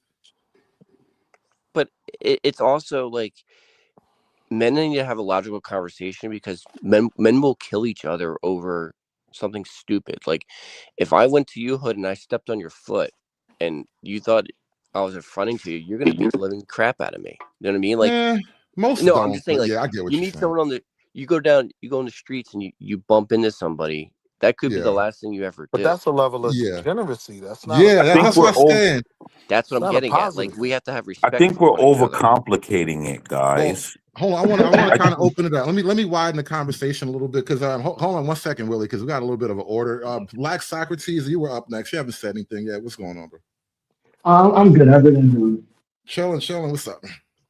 All right, so it's a confluence of things. First, you have to understand like female psychology. If you understand the 5 big personality traits, women score highly on neuroticism, which is just general anxiety, focus to bad feelings, miserableness, etc. And if you think about historically, women are just miserable people.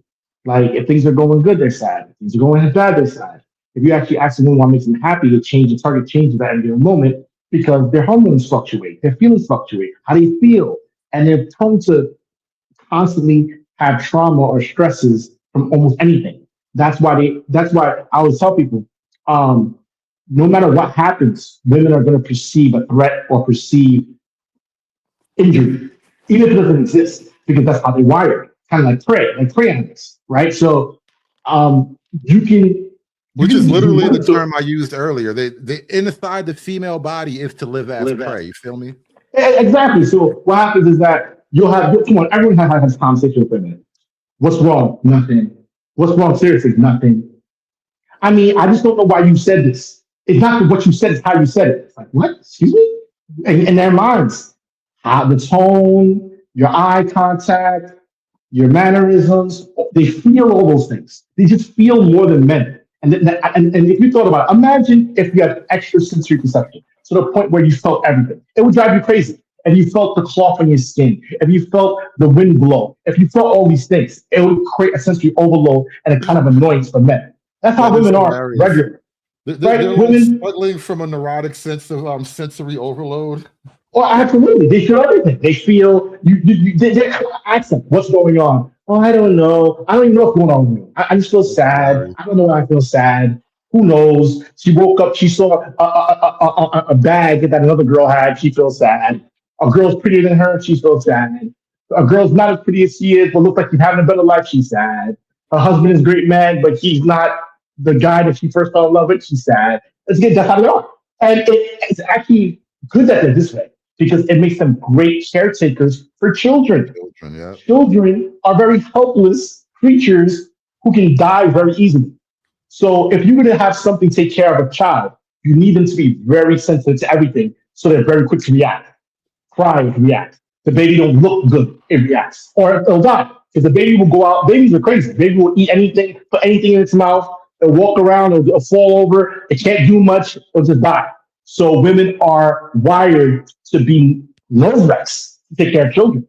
And unfortunately, when they don't have children and they don't have an outlet, that's why knitting was the thing, they don't have an outlet for the neuroticism, they project it onto the world. So the world becomes a giant threat that they have to solve.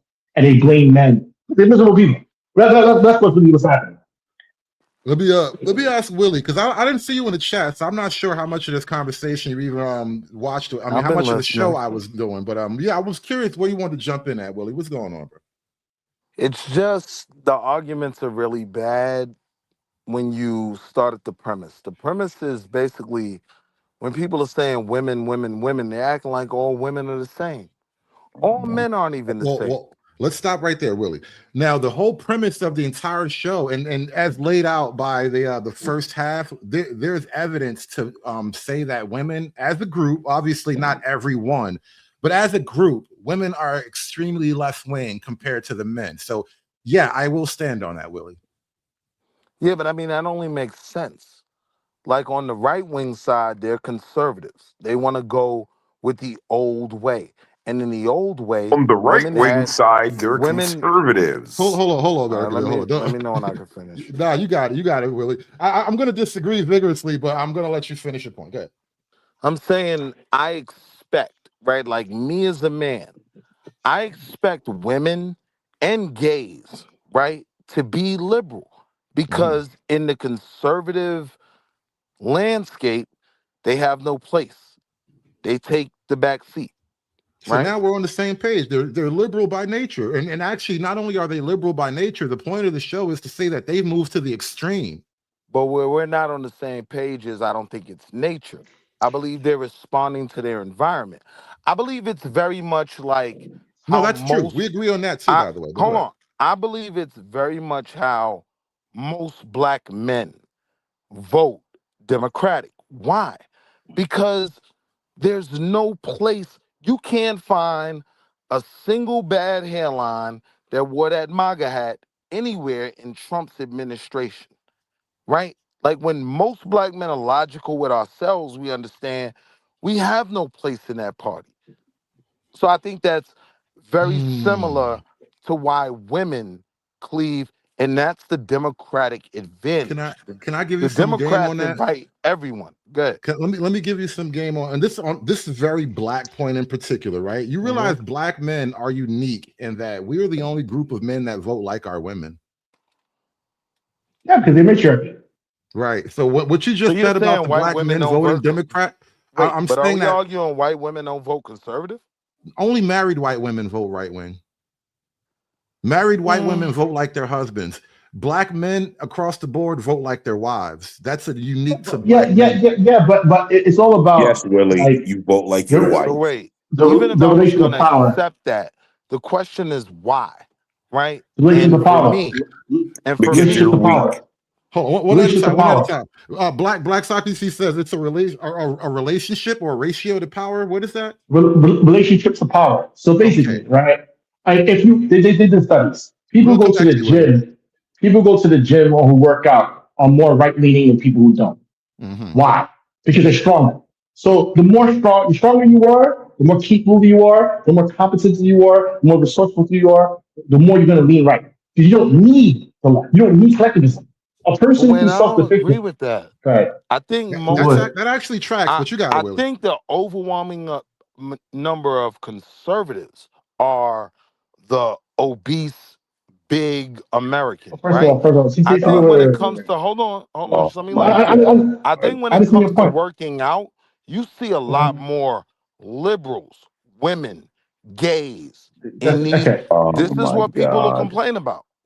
Well, hold on. All right, so here's the So thing. clearly they're there. That is not that nobody who's doing any objective studies or surveys is going to back that up. People who study Correct. this will tell you gym culture is right-wing bro culture. Correct. Almost 100%. across the board. Thank And you, they Hood. literally tell you going to the gym will make you right-wing. Will make you Testosterone right will make you wing. right-wing. All right, so check this out. So Go I ahead. understand why he has a confusion, and it is a confusion because people use the word conservative in America on the West incorrectly, right? They say that Republicans are quote unquote conservative.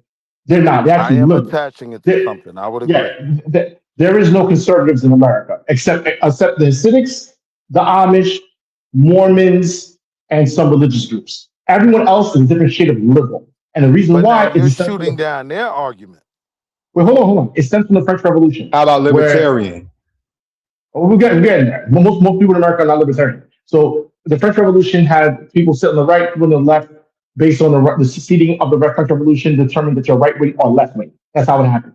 Left wing tend to want greater concentration in the government, but the right wing wants more freedom of mercantile and capitalism. But they both believe in certain fundamental things, which is equality, freedom to do what you want, etc. Now check this out. This is how it tracks. This is why in the quote unquote Republicans, they still have women run for office. They still have women lead men.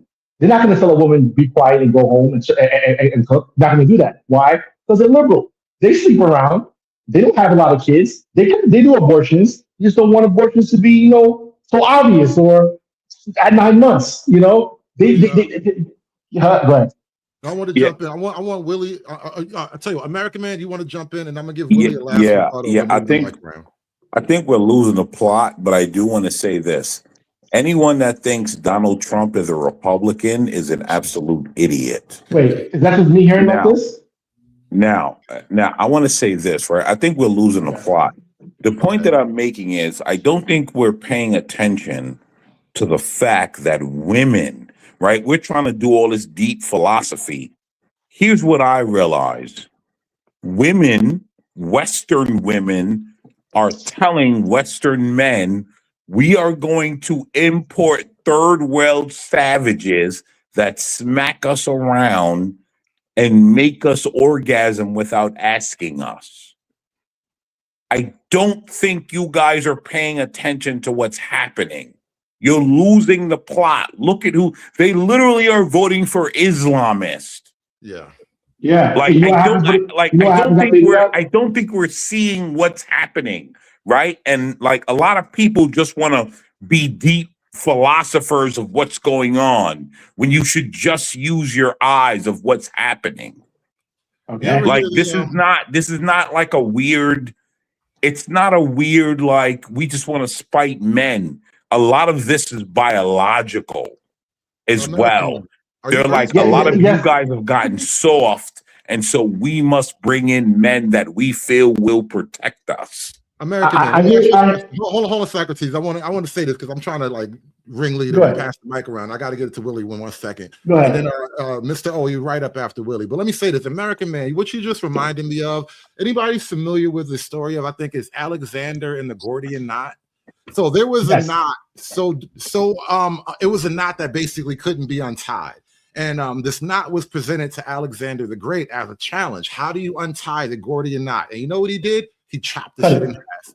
And so I think that's really what you're getting at, American man, is at a certain point, your philosophy goes out the door and it's power, might makes right effectively. But Wall Street Willie, I wanted to give you a last rebuttal before I move the mic around.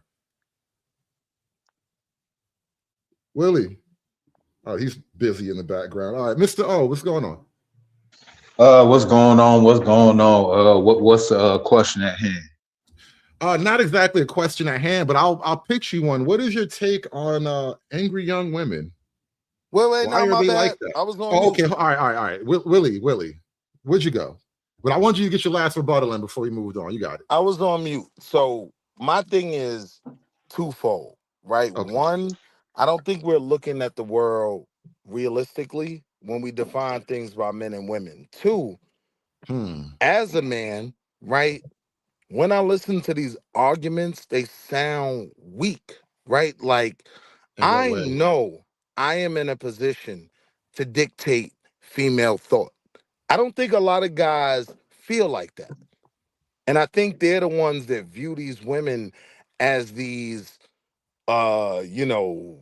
opposition party. Like, no, like they can be worked. Like, one thing great about the conservative party is they work women into their party, right?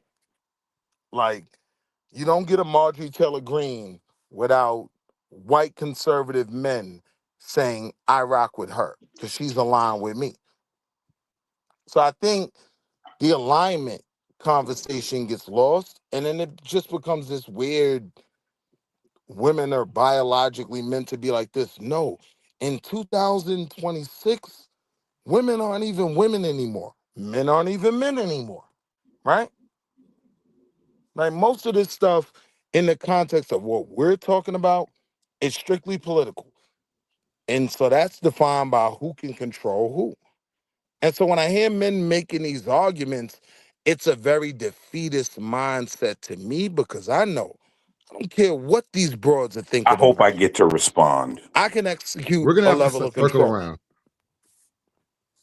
I'm sorry, Willie. Finish your point. I didn't want to step on you. No, that was just it. Like, when I hear these arguments, the only reason I could never make these arguments, because I could never give women that level of power. Like, at the end of the day, I'm still gonna be in control. I still have the ability to sway women in my direction. You know what I mean? Like, I don't give them the control that I hear a lot of men give them when they make their arguments. This always happens in these conversations. Somebody pulls out the I'm him card, and this will never happen to me. Mr. O, I'm going to keep Yeah, the mic to you, bro. Tom Brady was 10 too. Yeah, every him knows that, right? Mr. Tom O, Brady was 10 too. you got the mic, Mr. O. And he divorced this broad and got a new one. He divorced her. She divorced him and got pregnant by a karate teacher. Hold on. I'm 'cause good. We're not. I want to talk about Tom Brady. I don't want to talk. I want to move the mic because there's people waiting that didn't even get a chance to speak yet. And Mr. O has been real patient about it. What's going on, bro? What's going on? What was the question again, Hood Conservative? You said about angry women. Well, yeah, the whole thing today was about young, angry women, but now we've just kind of gotten into this whole thing about the nature of modern women and all that. But where do you stand on this whole thing? Well, to answer the question about angry women, I mean, hoes mad. What was they mad? They put themselves in a corner. They mad. They fall for all these so-called equal rights, all these give me that's and everything, which is cool. It's cool. But now they want the dudes from the 1950s, but they don't themselves want to go back to the 1950s. So to the point of what American Man said, they are asking for toxic patriarchy to make a comeback. Well, Me myself, look, personally, I'll give it to him. I mean, I ain't got no shame in my game, but a lot did of you guys won't feel the same way. did you hear what the women in Germany are saying? Say that again. No, tell The us. yeah, so the women in Germany, after voting to have migrants in, and now being told that, okay, since these migrants are not here, you have to get with them. They're saying, nah, we don't want to get with them. We're not attracted to them. In fact, send them back. Well, So they've you hit saying only peak. women voted on letting the migrants in? It's well, Yeah, you know, yeah. women They mostly vo- are left-wing voters, and so when it's the left wing encouraging all this immigration, But so de facto, women are encouraging immigration. but men Yes, I control agree. the left Wait, wing, hold on. right? But Like hold if on. you even look at the But left wing in America, right? That's not how You're that talking yeah, goes. about Chuck Schumer. You're talking about okay. what's the other dude? Gavin Newsom. You're talking about a bunch of men that still Okay, Okay. control this other side. I AOC. Using the guarantee you. woman's argument. Right. Listen. So Who do you wait, think? hold Who do you on. think Guys, wins the guys, arguments? Gavin Newsom or Gavin Newsom's wife? Who do you think really not only wins the that, arguments not there? only that, who controls the party? The leaders of the party or the constituents? Men. Right. No.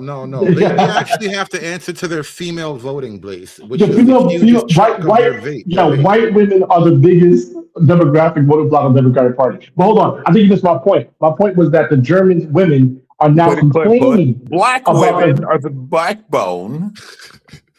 right? Of the Democratic Party, yes, voted 92%. No, you understand in terms of numbers. If you look at the numbers of the voters, like 75 million, out of that 75 million, who has the greatest numbers? Because It's white women. 92% of 13 million mean 13% Yeah, means nothing. exactly. You know what I mean? You don't Hold on. understand the world. I want to get Freeman in here, but I'm gonna send it back to you, American Man. Freeman's Journal. What's going on? You've been waiting real patient here. What do you think about this whole conversation? Yo, what up, Hood?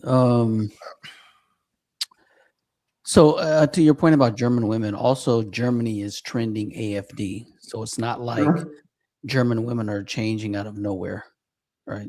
There's definitely a cultural sentiment pushing that way. Correct. Which women are responding to, right? So, but American Man is right. Don't overcomplicate it, right? They simply want the barbarian. That's it. I'm vindicated. How many people have vindicated me? Listen, I'm on your side for the most part too. I think as men, we do because we like logic and we get a bit autistic about some things, and we might try to logic something way too much, way beyond the need of logic. And at a certain point, like we were saying before, sometimes you just got to pull out your sword and cut the knot in half. And that's really the ultimate power right there. You don't necessarily need logic when you have force on your side. I guess the larger question is, where do men begin to feel inferior? Willie, let Freeman's Journal wrap up his thoughts, please. So that is what American men and Western men in general have failed to do. They have failed to harness the inner barbarian, right? That desire to intellectualize and add another layer to it is it's a personal failing of will. Just take it. That's all you have to do. All you have to do is reach out and take it. And I love that quote from H.L. Mencken.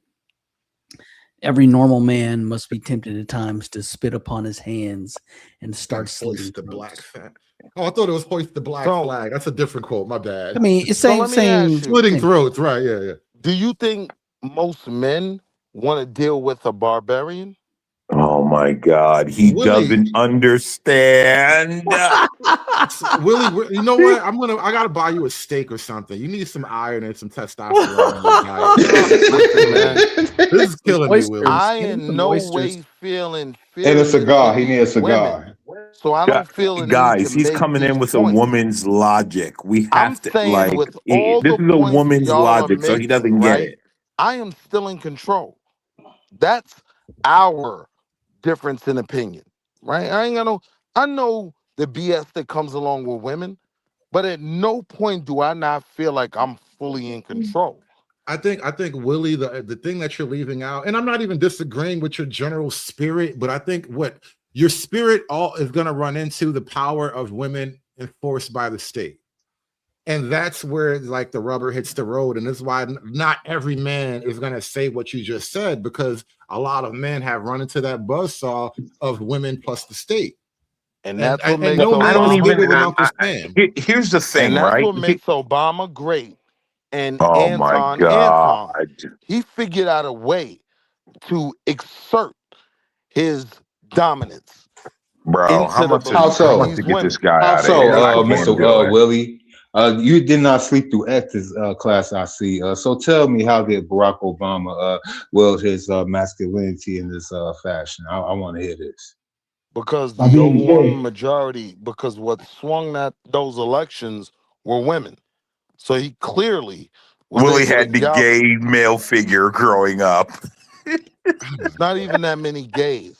It's not even that many gays. If we're I just can't dealing with believe, numbers. but only because we're black, we're somehow pretending that Obama is a masculine figure, and I hate that for us. Wait, I'm not doing The that. same thing happened with John F. Kennedy. This is Don't where the forget it. cap The same comes thing in. happened with John F. Because I'm Kennedy. not It's acting all like about the he's the looks. most masculine black man. I'm not. I'm saying he's a black man that had a different mindset than how defeated I hear the arguments from the brothers I'm listening to is. Now, he knew he could control them hoes. He knew that. American man, you He know knew what? he could control I them really hoes. don't even want to talk. I don't want American Right. man before you, bro. Here's the thing, Willie. You know how I do, Hood. I think that you don't understand what's happening, like what's being said here. It's probably above you. It's probably best Level you of don't vote. control. It's probably best you don't vote. But what you're saying is just completely inaccurate. Like, I just got to be blunt. So you don't think the female vote I was just a have to be factor in blunt. Obama's presidencies? No, that's not what I'm arguing. Right. So what are you arguing? What are you arguing? Where When am I you wrong? bring up the female vote, are you saying that somehow the women were attracted to his masculinity? I'm saying Like, what are he you saying? figured out. Yes, I'm saying he figured out a way to lead these women. He didn't go into it thinking, I can't You know control. what, guys? You know what, guys? We're looking at it from a This what weak forward niggas point do, of view. Hood. He's looking at it from a It's some shyster of us that point of know view. we're still in control, Hood. Pay attention. Right? He's looking at it from a shyster point of view, right? Nah, not even a shyster point of view. Here's the thing. Here's the thing I just about got a big dick. Obama. Obama. Oh God! Now I Yeah. know you have a micro Yeah, penis. I'm not complaining about these hoes. They will never dictate. You think you my you environment. The level of brother? Do you projection is incredible here. do you want to know something about big dick niggas? We don't say we have big dicks. Pause. That was wild. You understand how that works? Willie, you don't get to hit You the pause understand button, how Willie. that works? You do not have access to the pause button after what you I'm just said, just Willie. saying I had to use Like, it in Hood, response to what he was saying. Remember what I about me. said about these dudes that don't get buns? Yeah. What do they project? You didn't have Remember to. what That I was a said, personal bro. decision, my nigga. What the dudes that get buns project is, I don't care what these hoes is talking about. The unbunded, right? That's what I call y'all, the unbunded, right? Like, they're the ones The unbunded. complain. The unbunded, right? Yo, Man, we need Pat, man. Him and Pastor would be a good dynamic duo right now. I swear to God, Yeah, the Pastor bunded somewhere. is not complaining.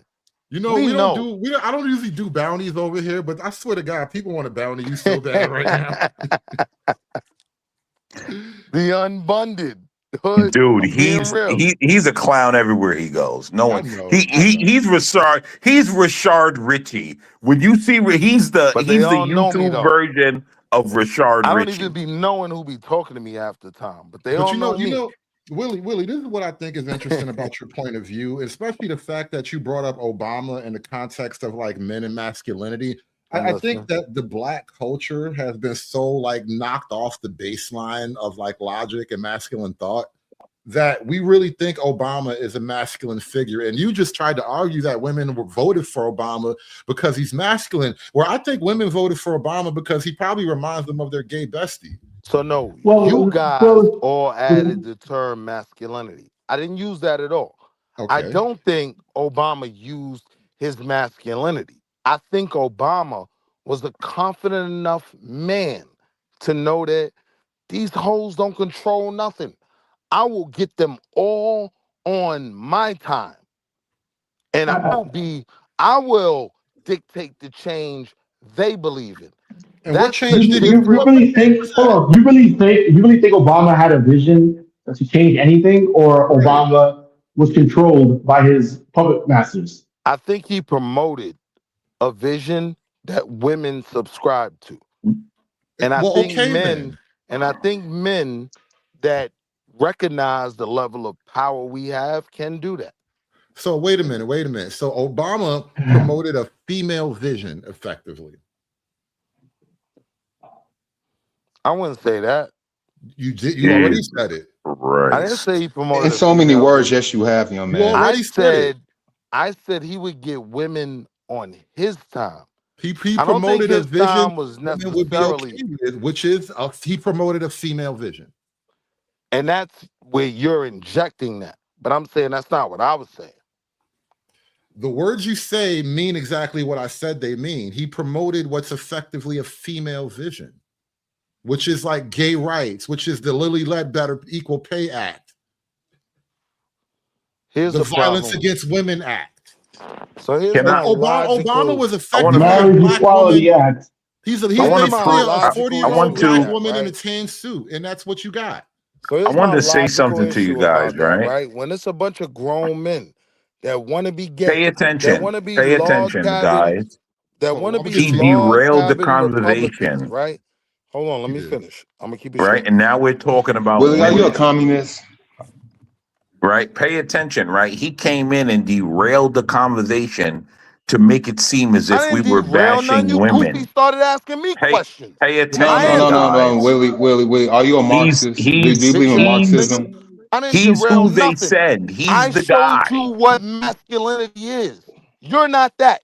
By pointing Nobody out wants to ask you You are nothing. masculine, sir. by bringing up Obama, that's how you I showed us. consider you to be on the same level with my 12-year-old daughter.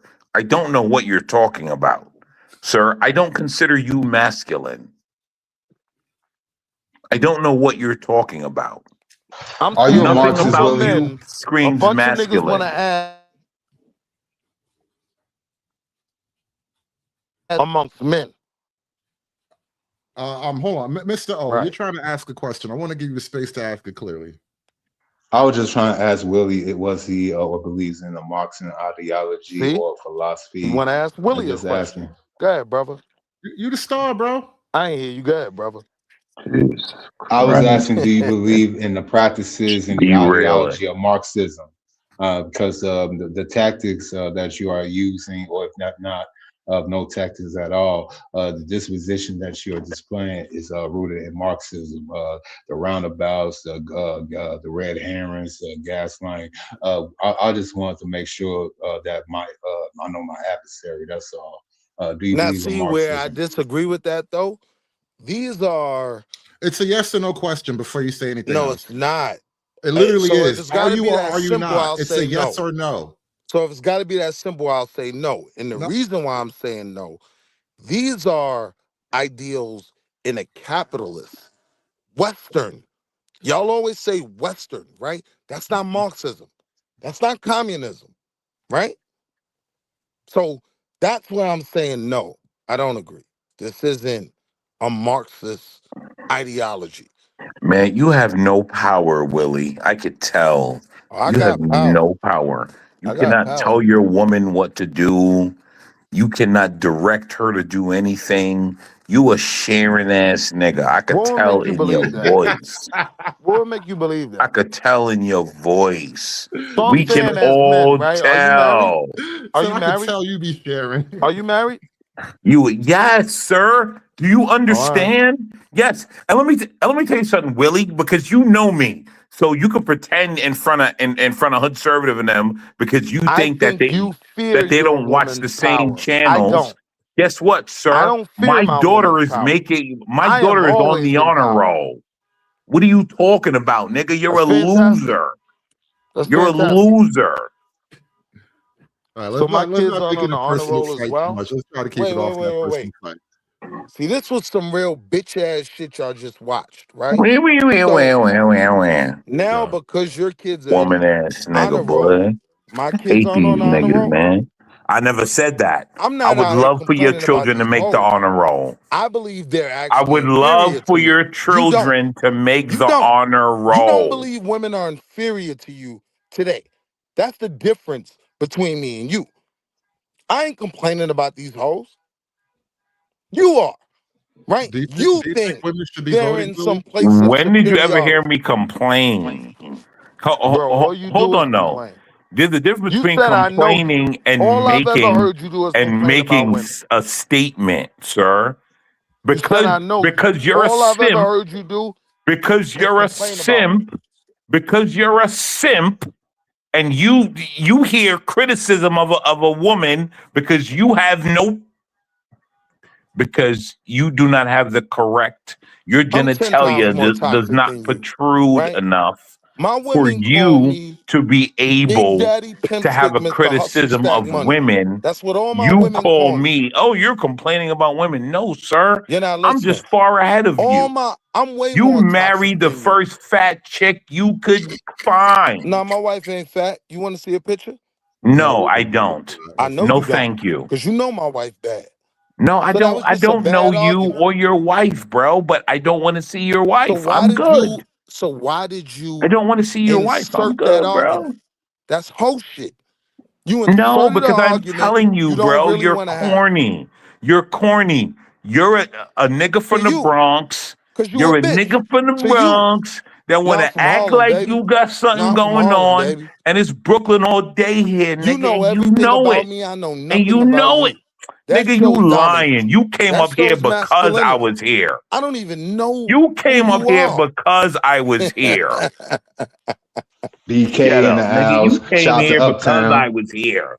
You wasn't here because you know why you're here, and we all have Hey, the yo, Hood, receipts. talk to him, man. Do Everyone we on this rock out, panel Hood? know that you and I Hey, have yo, had Hood, do I multiple pop out from time to interactions, time? bro. You stupid. And guess what?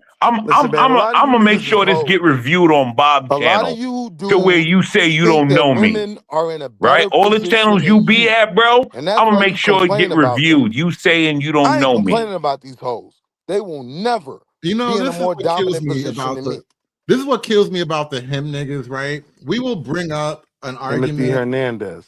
based on facts and data, have all types of arguments to buttress the point, bring up video evidence to buttress the point, bring up statistical realities to buttress the point. And we're up here talking about this, and then the nigga Willie gets up here and says, "You niggas just crying about hoes."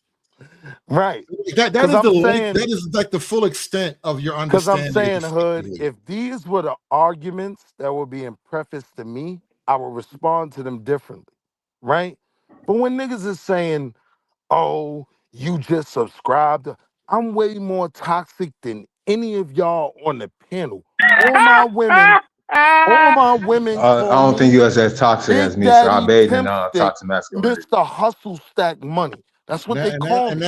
And now it turns into the classic black male dick measuring thing. I'm more Yep, toxic. here we go. Let's play that game. Go ahead. Listen, you know what? I'd rather Roll watch it out. studs. You know If what? I I'm don't just gonna see any watch the 1040s, you ain't doing Stack shit. Money. That's who you If I talk don't see no 1040s, Hood, remember something, right? I said just for you and I to have a conversation and work through something. I never Hey, yo, said who for the laughing? panel. You did, Remember that? you did. But I dropped the link. I and it never was an said for open the door. panel. But yeah, you know, and I'm tempted to kick everybody off again. But hold I on. never said for the panel, bro. I Hold said on. for you how to work through something. That was I want it. to take a minute. I want to take a minute to just witness my all-time favorite people in the world, which are black studs. I love them hoes. You're welcome. What the hell y'all studs out here doing today? The 100 Stud Movement. And what that mean? It's 100 of us coming together, mass presenting women. We also have trans men It's a sisterhood, a stutterhood, a brotherhood, and we coming together to create financial literacy and a legacy for our family and friends. Oh Salute shit, to that's the Willie. studs. What's the most important message you want to A stutter what? She said what? A Most stutter important what? message I want to give is A stutterhood. Yeah. Oh, that's Oh, Willie. stutter. Yo, Willie, you Stutterhood made and it, baby. stutterhood. I'm proud of Hey, yo, you. the stutterhood is wild. Yo, Willie, you look good up there, baby. You made it. I'm No, proud of you. but see, Hey, the I had to difference send between this to me and you. you believe these hoes when they say what they say. I don't believe them. That's what your argument is based on. That's why you believe they're these strong women you believe. Who said anything about them being strong? That word was not used at all tonight. Jesus Not even as a joke. Not even in jest. No. Anyway, back to the stutterhood.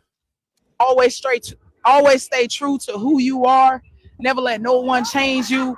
It's okay to be a mass presenting woman. It's okay to be a trans man. It's okay to be you.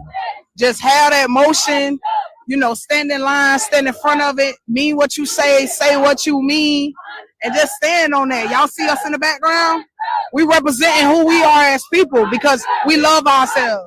And it's deeper than rap, man. We got the hottest, hottest, hottest. We got the hottest, hottest, hottest. We got the woo, woo, woo, woo. Didn't I tell you they always look like the worst niggas out the ground? I was just about to say that. I don't know what it is about the stud thing. They always look like the shittiest niggas that you never want to hang out with.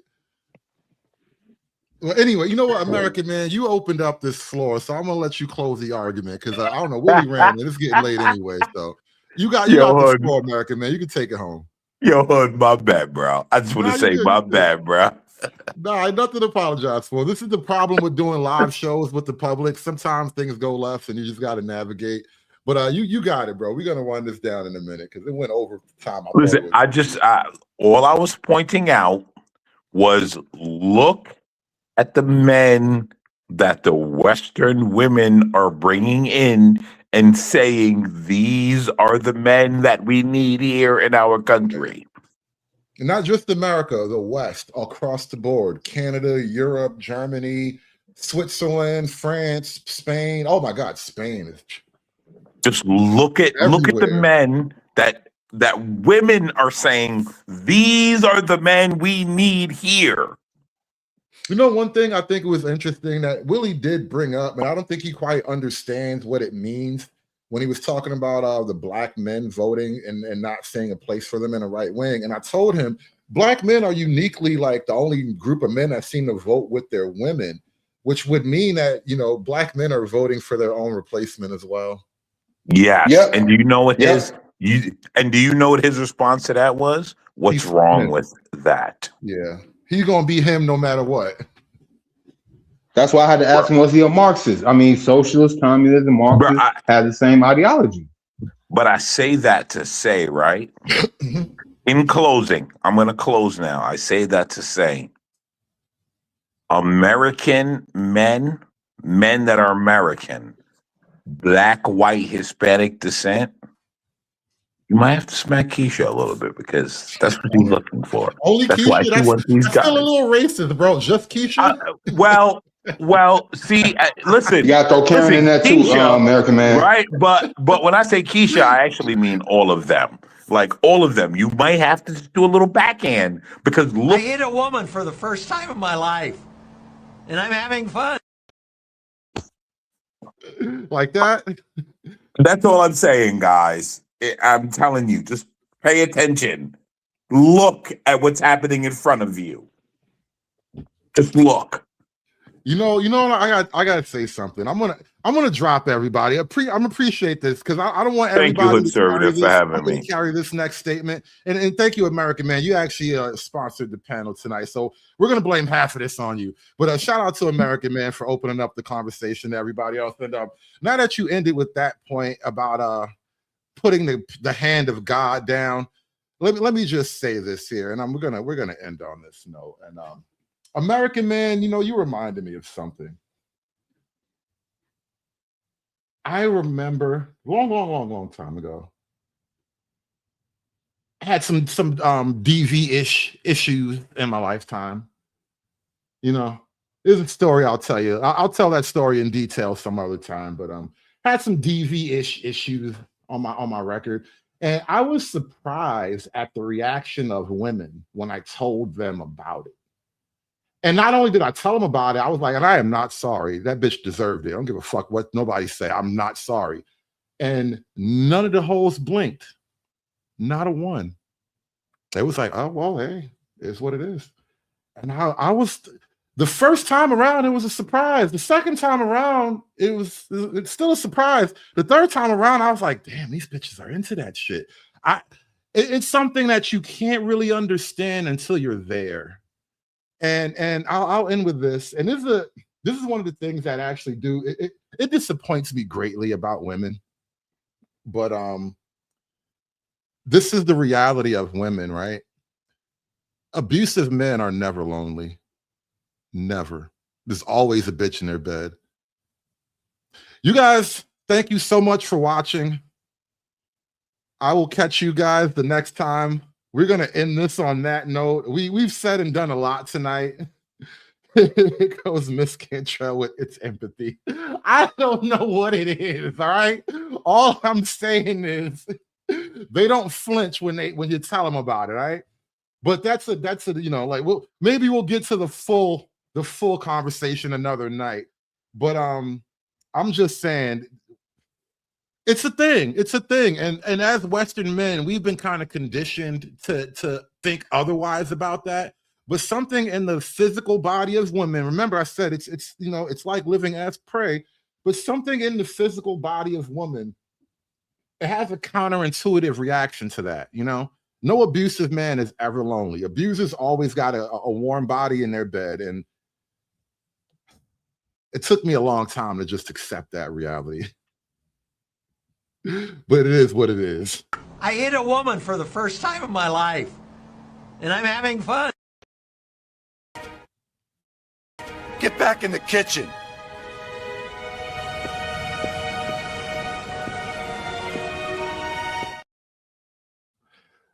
Gentlemen, it's been a great conversation, but we are going to wrap this up right here. I thank you all for coming up tonight. And once again, thank you to American Man for the initial drop to open up the show. Shout out to everybody else who supported the show. I think I actually I might have missed a couple of super chats, but shout out to Harambe with the $4.99. He said, these hoes are demonic. I won't even argue with you on that. You know, that's actually biblical. You know, when the fallen angels came down to earth, they taught these women magic spells and makeup and shit. I'm telling you, they learned that shit straight off the vine. And then Rational Daz with the $2 said, first principles, blank slate, most wicked lie. Yeah, there is no blank slate. Men are men, women are women. And we have our natures tattooed on our souls, just as biological creatures. We can try to break the mold, but that's all we would be doing is breaking our natural mold. Thank you once again for listening and enjoying the show. I'll try to come back in the morning with another conversation. You know, it gets hard bringing up interesting topics every day. You know, I might just talk about relationships every single day like all these other black channels. Time to get my bag up. But you guys have a great night. I will catch you guys tomorrow. Thank you so much for watching. And I guess we're done. Aspiring to be patriarchs like what white men have, that isn't freedom. That isn't going to help anybody. It's certainly not going to help black people. It's done. It's done. It's done. It's done. It's done. It's done.